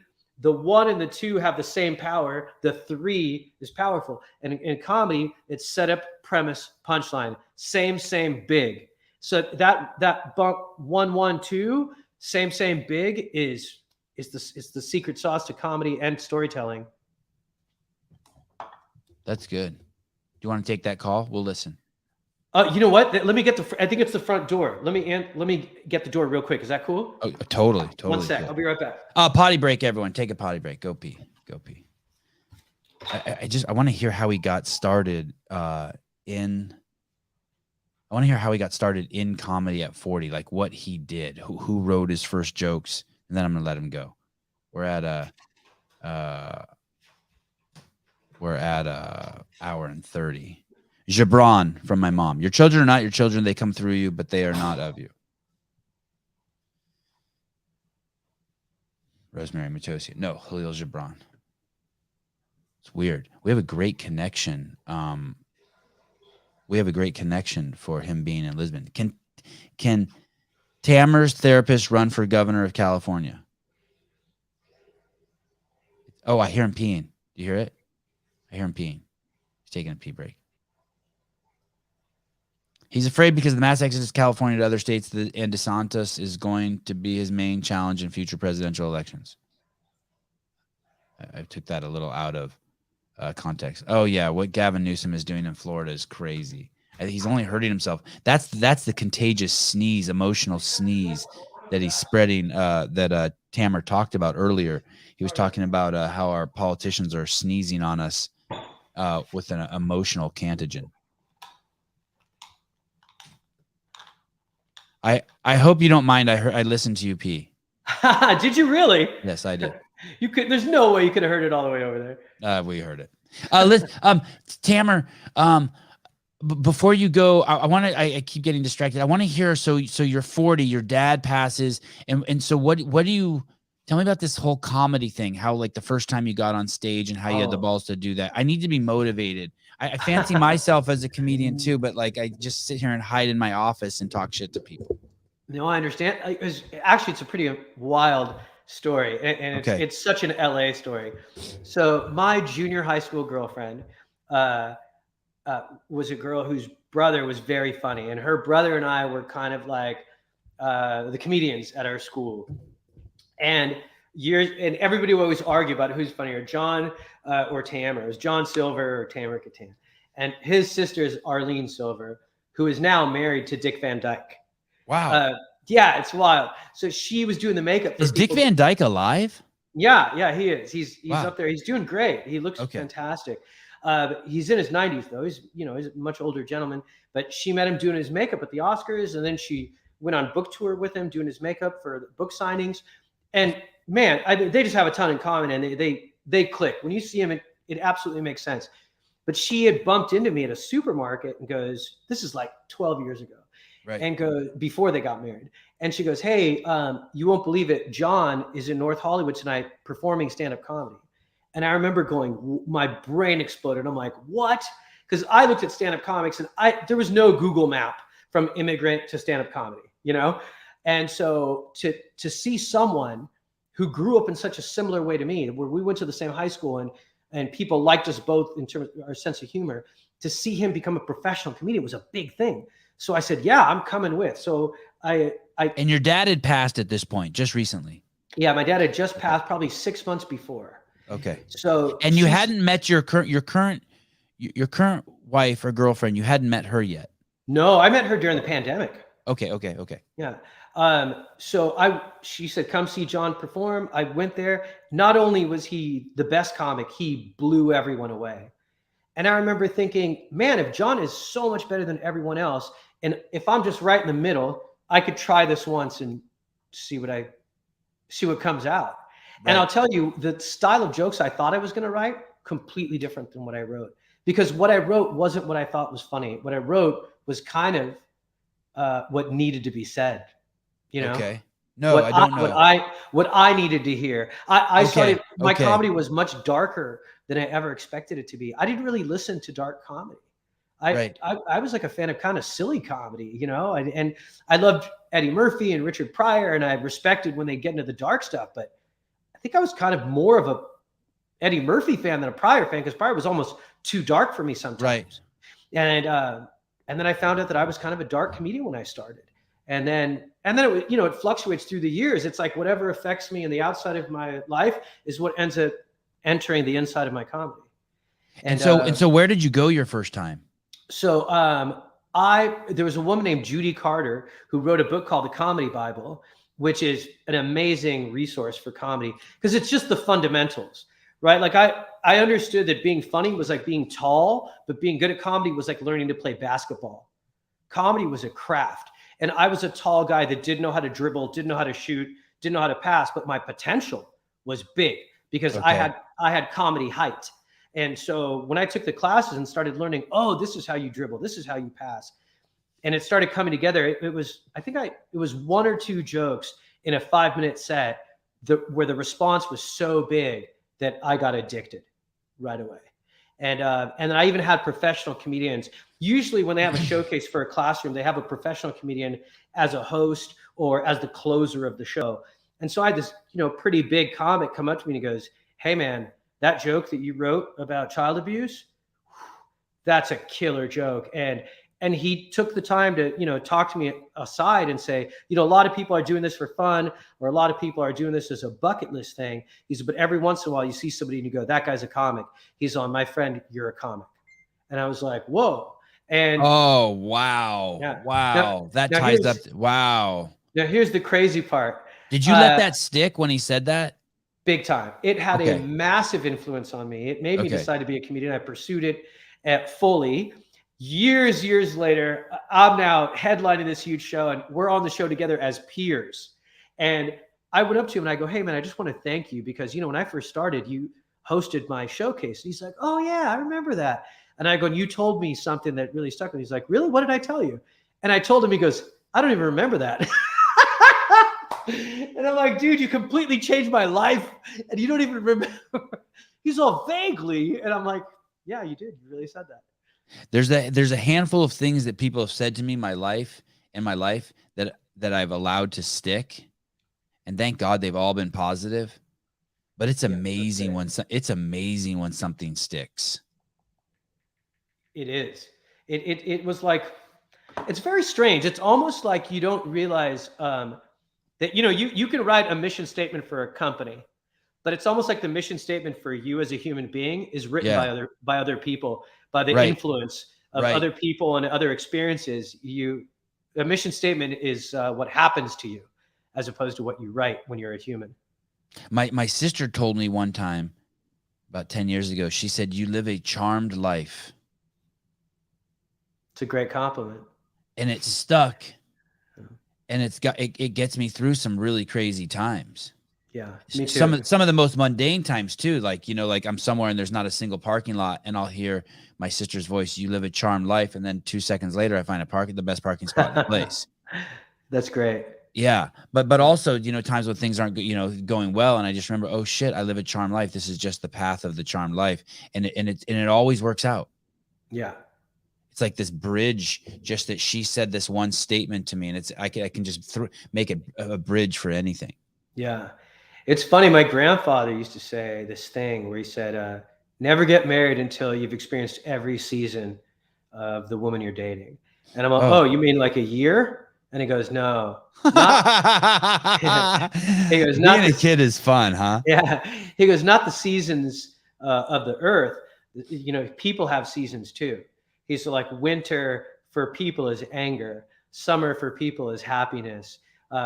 Spring for people is being forced to change, and fall for people is like being forced to lose something. He's like, so when you could be with someone for 5 years, but if the only emotional range you've had is one feeling, you don't really know that person. So what were they again? Fall was losing something. Yeah, like he said, like he almost associated the seasons. Like fall would be like losing something you love, but still moving forward. Spring was having to do something new or learn something new and doing it graciously and being a beginner graciously. You know, summer was being a happy person, but being but how do you use your happiness? Are you generous with other people who are struggling? And then winter is when you're happy, when you're miserable. You know, are you kind to yourself? Do you reach out to people? Those sorts of things. And he goes, you know, you don't really know someone until you've experienced how they react to the different seasons of being a human being. Right. And I thought that was great advice. He just gave it to me when I was such a little kid that it was way over my head. Is your dad's passing your biggest loss? You know, I hate to say this, but no. I think like I once was in a book about heartache, and on one page is what was your biggest heartbreak, and the other page is what was the food that's most comforting. And my biggest heartbreak was the experience I had with my dad when he was alive. But we got closer on his deathbed. That I met the real him when he found his mortality. So I think my biggest heartbreak was the path he chose as a dad. Right. Like I still feel really sad when I see like a father and son. When a dad puts his arm around a kid, I'm like, oh, wow, that's so nice, you know. Or if I see a father and son playing golf together or just hanging out together. If I see like a guy that's obviously father and son at lunch, it hurts a little bit to see it. This is going to sound crazy and manipulative, and maybe it is, but all of that's going to go away if you have a kid. I remember the thought of my parents dying is like I could feel my tear ducts turn on just now when I said that. I felt my tear ducts turn on. You know what I mean? Just like right in the inside here. Yeah. But once I had kids, it became a manageable thought for me. Yeah. Which is just such a bizarre, I don't, and I can't probably, I haven't ever thought of how to explain it, but I remember telling my mom that. And I remember asking my mom, like, hey, yeah, when it must have been, because I remember when my grandmother died. And I remember when my mom was sitting on a chair in a living room and in the family room, and she told my sister and I. But now when I remember it, I used to remember it as my experience. Now when I remember it, I think of her experience. I go, oh man, she was so lucky. She had me and my sister to hold on to. Yeah, and you know what I mean. And you'll have a kid that can like. It's a trip. Yeah. I was always now I'm more worried about when my mom passes, how it's going to affect my kids. It's going to fuck them up. See that, which I'm okay with, like, deal with that shit, you little fuckers. But man, because my mom and my kids are close as shit. That's beautiful. Yeah. I mean, for me, the real reason, if I'm honest, it's a shameful reason. Mm-hmm. I was terrified that if I had a kid, I might treat the kid the way my dad treated me. For sure. Really scared. Yeah. I think that's super common. Yeah. Super Even common. like, I think it's why I first got a pet. I wanted to see if I could handle it. You know, like I wanted to getting along with your kids and your parents is the true path to enlightenment. I agree. So anytime anyone's like, I'm enlightened, I'll be like, yeah, let me see the Buddha hang out with his mom and dad for an hour. Let me just be a fly on the wall and check that shit out. Yeah. It was my mental health that made me go, I think I can do it now. Yeah. This is the most common line I read on my podcast. I have it here on a piece of paper. When your parents are alive, you might wish they behaved different. When they're dead, you will wish you behaved different. Ooh, pretend your parents are dead. And Hey. I know this, and I'm fucking a wise man, and I'm still fucking mean to my mom. Yeah. And it's like, motherfucker, stop. Yeah. Like, I mean, you're a human being, you know, we don't mean it, but that's right. That's the way to think of it. And that's the way to be, because it's hard, you know, they annoy you sometimes and aggravate you sometimes. My mom, the person at the door was my mom. She couldn't figure out the intercom. And I'm like, oh, you know, what are you, 80? Oh yeah. Sorry. Oh my God, she gets so mad at you if you call her that. She's still 75, but she's like, yeah, man. She's like, you know, it's hard not to get frustrated, you know. But. Dude, my mom, it's crazy. My mom will get a TV set, 7-inch TV set, and the next day I'll come over to see her house. I'm like, what'd you do yesterday? She's like, I spent the day reading the manual for the TV and the remote. And I don't know why, but that shit triggers me. I'm like, what? She's like, yeah, I sat down and read it over 6 hours. I read this one and this one. I'm, Mom, no one reads those fucking manuals. They're written by a fucking Chinese guy who doesn't speak any English, and he's translated into English. But then she knows the remote and the TV inside and out. I'm like, Mom, just push the buttons until that shit works. Just like Braille. Okay, so you do your first stand-up and you get positive feedback and you get addicted to the crowd, and then you just start going. And do you just start doing it every day? Are you obsessive compulsive? No, at first I was doing it three times a week. Oh, okay, and still for a long okay. time I Crazy. was like, oh, this is good enough. I don't need to go up every day, blah, blah, blah. And then, you know, it's like when you first and you do this for free, right? This is like this is like working out. No one pays you to fucking lift weights. Okay. Nope. No, okay. No money, very little to no money. Right. Like $5, $10 free drink, things like that. And then because I went to university in Europe, in Sweden, so I had a lot of friends in Europe. And they told me about this festival called the Edinburgh Fringe that's starting next month, actually. And I'm going back to it for the first time since I became a comedian. It's kind of a crazy thing, but I did so well. That's Scotland? That's Scotland? Exactly, Edinburgh, Scotland. And it's a month-long festival where you basically move to Edinburgh for a whole month. And I did like 136 shows in a month. And man, I found out, you know, the set I had at the end of the month was a completely different set that I had in the beginning. And I just, you know, I found my voice. Because of the evolution. I was ready. I was like a pimple that was really ready to be popped. So when I got put somewhere like the Edinburgh Fringe, it was like two big thumbs squeezed on either side of my brain. And it just came out of me at the Fringe. And I started writing like crazy. And I met a bunch of people. I met a bunch of industry people in a way that you can't really do in the States. I mean, we've got Just for Laughs Festival, but it's for much more developed comedians with managers and agents control that festival. Whereas the Edinburgh Fringe is more about discovery of there's a lot of new acts that people haven't heard of, haven't seen, but you're there for a month. So if you're doing well, people talk about you and people come see you, and word of mouth there is a powerful thing. And people saw me and I got management and it started to feel real. So I quit my job. I sold my house. I sold my truck. Oh, shit. In LA? Yeah, in LA. And I moved to London. Are you glad you sold it? Yeah, I am actually. It was in hindsight, you don't wish you would have rented it? Getting real estate in California is so hard. You're scared. Oh man, and I had a beautiful place too. But no, it was the right thing for me. I was far from being married and far from being ready to be married. And I spent 4 years in London and then came back and spent 7 in New York. And then, but the 4 years in London is when I switched to full time.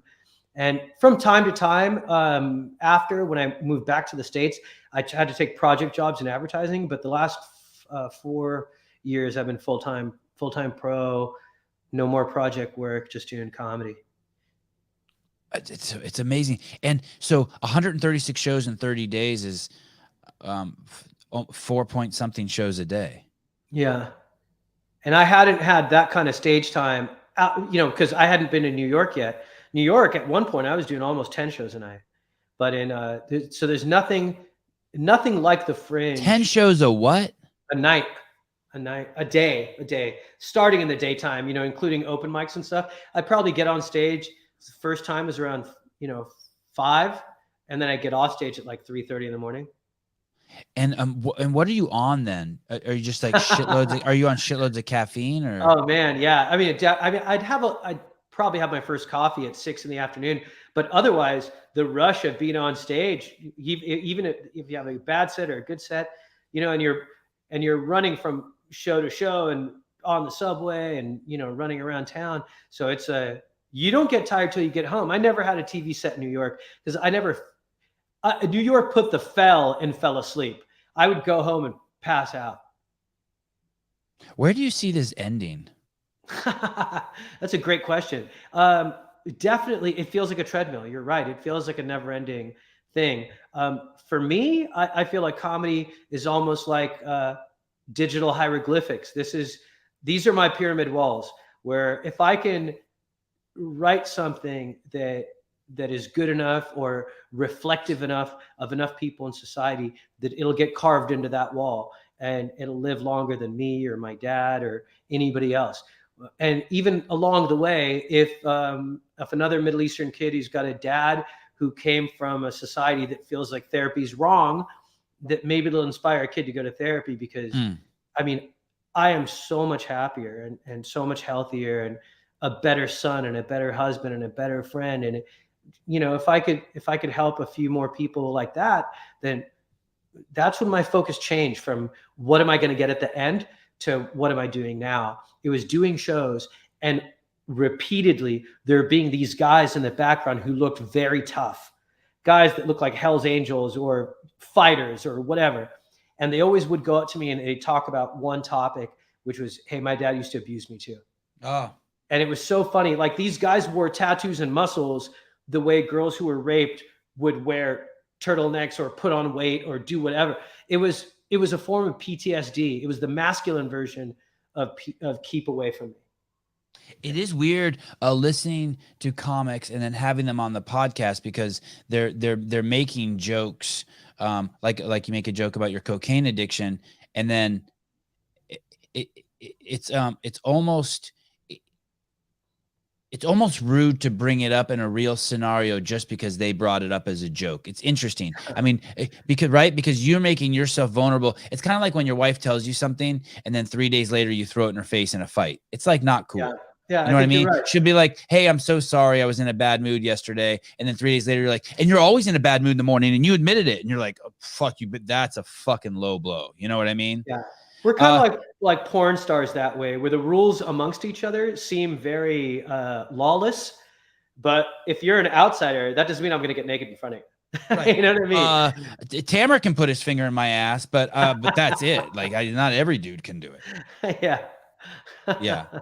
But the way you're saying it is, it actually feels good, because you're setting yourself free up there as the example. You're, instead of sneezing a contagion or a virus on your audience, you're sneezing hey, I'm vulnerable. You too can be vulnerable. And then the first attempt they make to be vulnerable is with you. They get to practice on you. 100%. Uncle Buck touched me in a weird way too. Thanks for bringing that up. But there's a danger in that too. Like, when I was in the Edinburgh Fringe when Robin Williams died, and when I was at my dad's funeral, I'm ashamed to say I couldn't cry. I just didn't cry. And everyone was staring at me, especially Middle Eastern people, because we are such emotional people. And they were all just looking at me like, there's something wrong with this kid. Right. And then I just like kind of walked away so no one could see me. And then when I was at the Edinburgh Fringe, a guy came up to me right after I finished my show, and he goes, hey, did you hear the news? Robin Williams killed himself. And I go, hey, I got to go to the bathroom. And I went to the bathroom and I cried like a baby. Wow. And it was, what I didn't realize is that Robin Williams was like my TV dad. Like, when I saw Mork for Mork, he was an alien, and people laughed at him when he made mistakes, and he was so positive and optimistic that I'm like, hey, I'm like that. Right. I'm an alien, and I'm a good person. They just don't know me. And then he was like that in all of his movies. He had the eyes of an outsider. So I didn't just love Robin Williams or Mork for Mork. I started loving Robin Williams. Like, Moscow on the Hudson as an immigrant made me feel seen. And so after he died, the very next day, I did a storytelling show where I did a story about Robin Williams. And I said this thing where I said, I had to ask myself, why did I cry when Robin Williams died and not when my dad died? And I said, because I felt like my dad was a vampire and Robin Williams was the opposite. Where my dad would take the life and joy out of me, Robin Williams would blow life and joy back in, like an emotional version of CPR. And I said, told this at a comedy film festival, the Edinburgh Comedy Film Festival? It was a storytelling show. Okay. And it was called, it was in this place called the Caves, where they used to torture people. And it was specifically dark shows.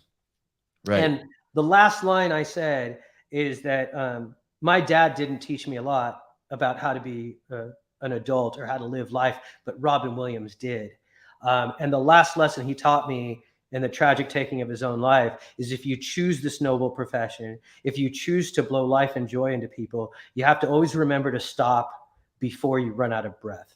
And I think there's something that's very real about comedy, that if you do choose to be vulnerable, if you do choose to kind of like expose yourself and talk to people, you also have to remember to take care of yourself. And you have to be able to take a break from time to time, because different styles of comedy require different levels of emotional output.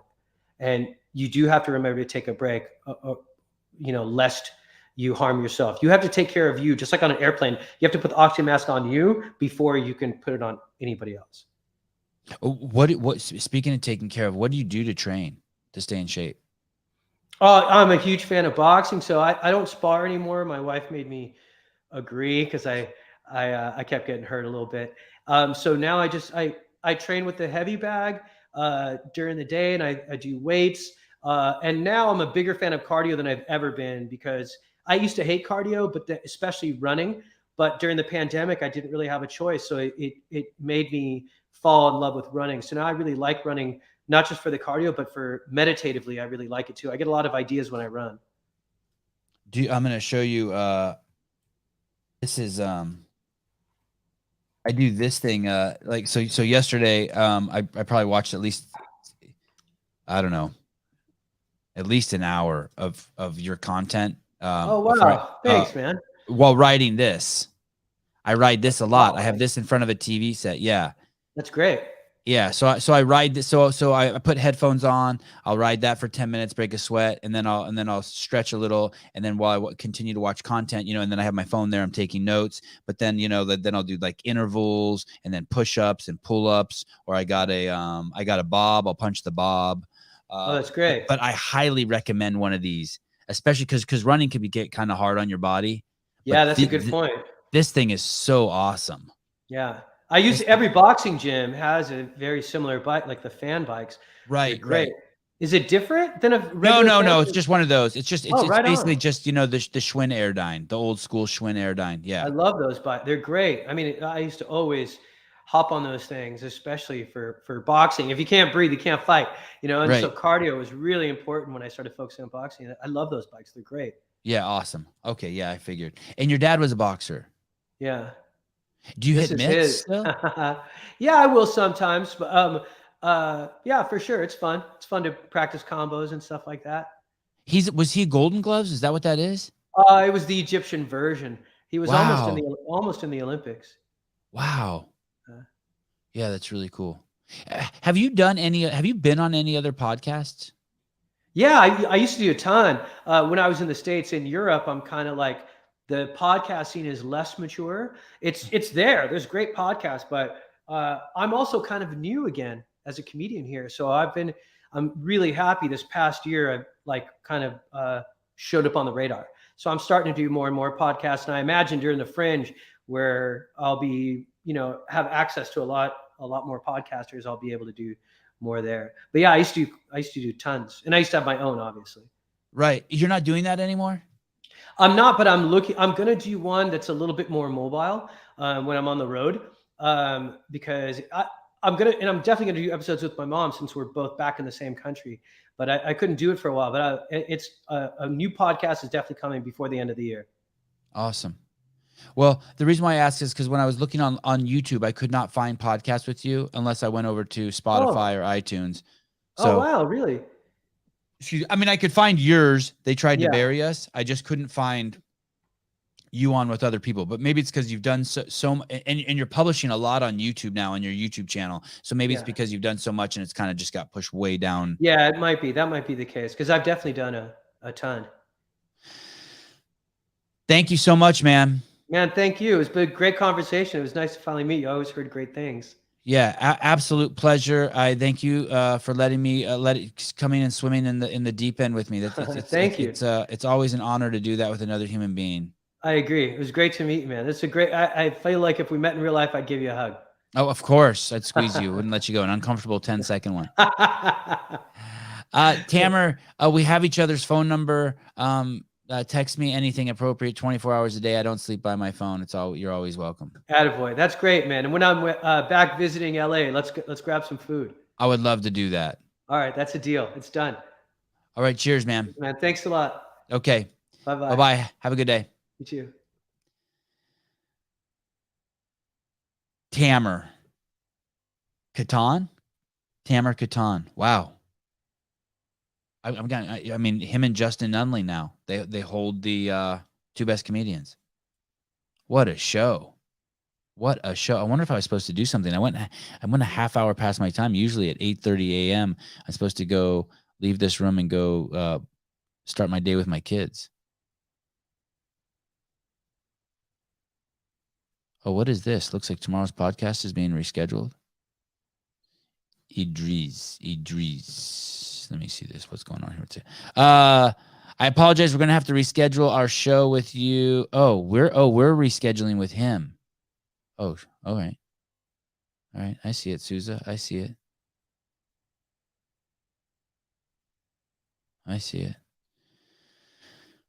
Oh, what a was yesterday the day we did the podcast with who did I do yesterday? Was yesterday when we did yeah, I am gonna spoon him. I really liked him. I really liked him. He's my first guest that has pronouns in his signature. It's good for me. It's good for me to get out of my comfort zone, out of my echo chamber. We have such different definitions of red pilled and blue pilled. The way he sees The Matrix, that movie, that was fascinating to me how he sees it. I was like, wow, perspective. If you want to hear more from him, check out his They Tried to Bury Us podcast and watch that episode with his mom. Man, there's some stuff in there. Thank you, Bruce. There is some. Oh, Tony Blauer. Thank you. I did Tony Blauer yesterday. The day before I did Hopper and Danielle Brandon. That was when like I was like a chicken and I was scratching and we accidentally uncovered. I don't know if accidentally, but we uncovered that she's sounds like she's switching teams. That her and Kotler. You know, I've been thinking about that a lot. Her and Kotler.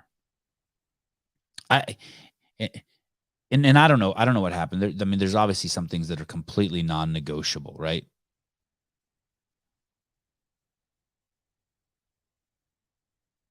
In a relationship, someone does something that's just so like, hey, we can't, we're not going to make it past this. But also there's people who've done things.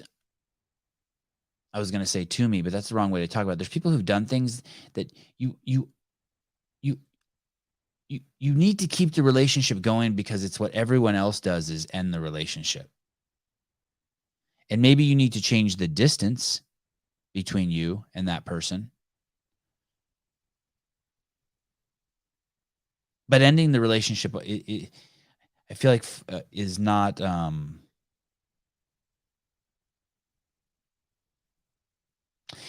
Here's why. I'm going to give me a second. Give me a second. Here's why. And this is a huge generalization, but bear with me here. If you have a relationship with someone, let's just say for the sake of this, let's say you're a boy and you have a relationship with a girl and something happens and you break up with her. There's a very good chance that the next relationship you get in will pick up where that one left off. You may go through a honeymoon period for like a year, 6 months, 5 years, who knows? But then those problems are going to reoccur.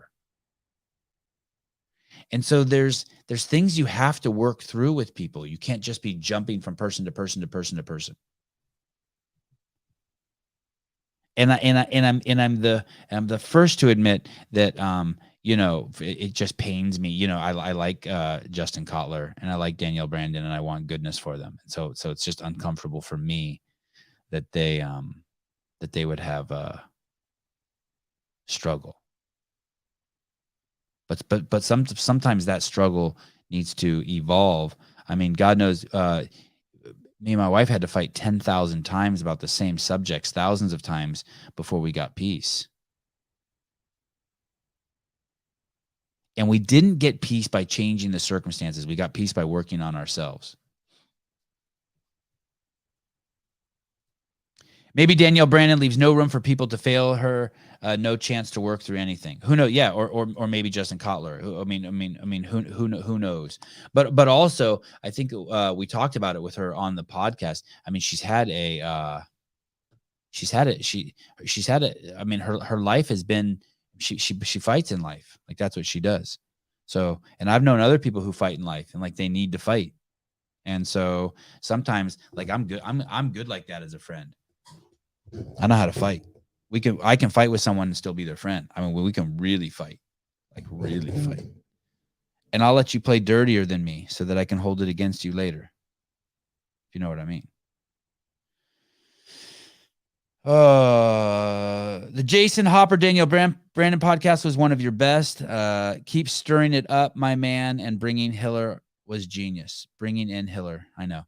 It's so funny. People will say stuff to me like, I'll see comments like, I can't believe he was ever afraid of Hiller or hesitant, or it's like saying someone who's moonwalking is running away and not recognizing that they're dancing. Like, did you not see the courtship? Did you really think? I don't want to say I lie, but I have a shtick. I have a courtship. I have a way that I do things.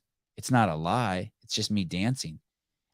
When I'm moonwalking, I'm not lying to you that I'm not walking backwards or not running it, but it's also a dance. And I was dancing with Hiller. I was dancing. And I think he felt that, and he too liked to dance. And so we danced. But it's a bit of a facade. Not a lie. A lie is too strong.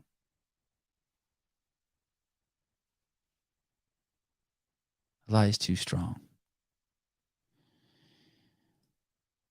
She said it was something that had happened before in other relationships, but this time she is taking the high road. I don't know. I don't remember it like that, Mr. Yozel. I don't know if I remember her saying that she was going to take the high road this time, and that in the past, when she has hiccups in relationships, she would throw a temper tantrum.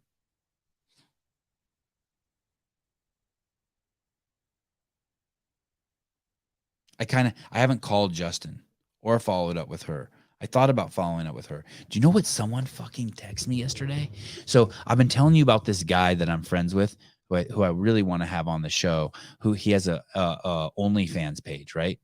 And in that OnlyFans page, he has a menu and you can pay for shit. So like you can pay for a certain amount of money, you can pay to watch him do the splits naked, right? And he says it's all dudes, or like someone will be like, hey, take a picture of my butthole, and he does it and sends it to them. And it's a menu of shit you can buy from him. So this guy texted me yesterday after the Danielle Brandon show, and he said, hey, Danielle Brandon could make a lot of money on OnlyFans. And I said, how much? And he says, well, if she got 10,000 subscribers at $12 a month, that would be $120,000 a month. I was like, holy shit. And I go, she probably doesn't want to do any crazy shit. He goes, dude, he's like, you can go. He said there was a girl on there who made $1 million in a week and didn't show any nudity. So I was just trying to think, like, what would that look like? And these two other girls that I'm friends with who are on OnlyFans, they told me that they don't show any nudity either. So what do you do? Like, you have this menu, like Danielle Brandon will have like a menu, like I'll eat an apple in front of you for $1,000, or you can watch me put my toast pacers on for $50. Like what? What's the no nudity Danielle Brandon OnlyFans page look like?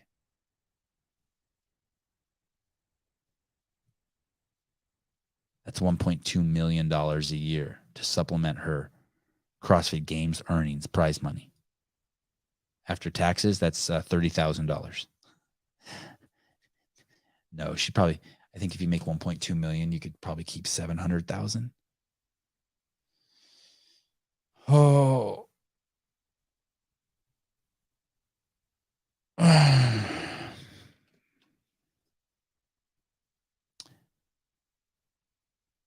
Danielle Brandon would make a killing from the creeps who are hoping there would be revealing content. Yeah. But I mean, I think you can even be honest and be like, hey, I'm never going to reveal shit. The No Plan B. Okay, so check this out. So I wore my No Plan B shirt yesterday. I have two of them. They're dope. Get your No Plan B shirt today from Vindicate. And I was wearing my No Plan B shirt, and I was at the Monterey Bay Aquarium, which ended up kind of being like Disneyland. It was so sad. So many unhealthy people out there. But I was there, and one of the people I was there with was like, "Hey, do you know the irony behind your statement, no plan B?" And I was like, "No." And then I remembered learning about that on this show. I guess plan B, I think you guys have told me, maybe it was Bruce Wayne told me, but that plan B is a kind of birth control, and it's a little tiny pill with a shitload of packaging around it. And so I guess when I'm walking around with a no plan B shirt, it's telling the world that like I don't believe in birth control. I don't know what it's telling the world. That's not my intention. Take care of your health, be good to your family, and stay passionate about the project that gives you purpose in life. That's the plan, and there's no other plan. There's no plan B. Love you guys.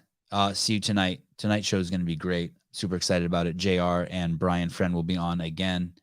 We will be talking about the 2022 CrossFit Games and the 10 events that all the athletes have already participated in and how they would rank. Oh, Christine, did you see the post I made? I didn't know your Instagram, so I couldn't tag you.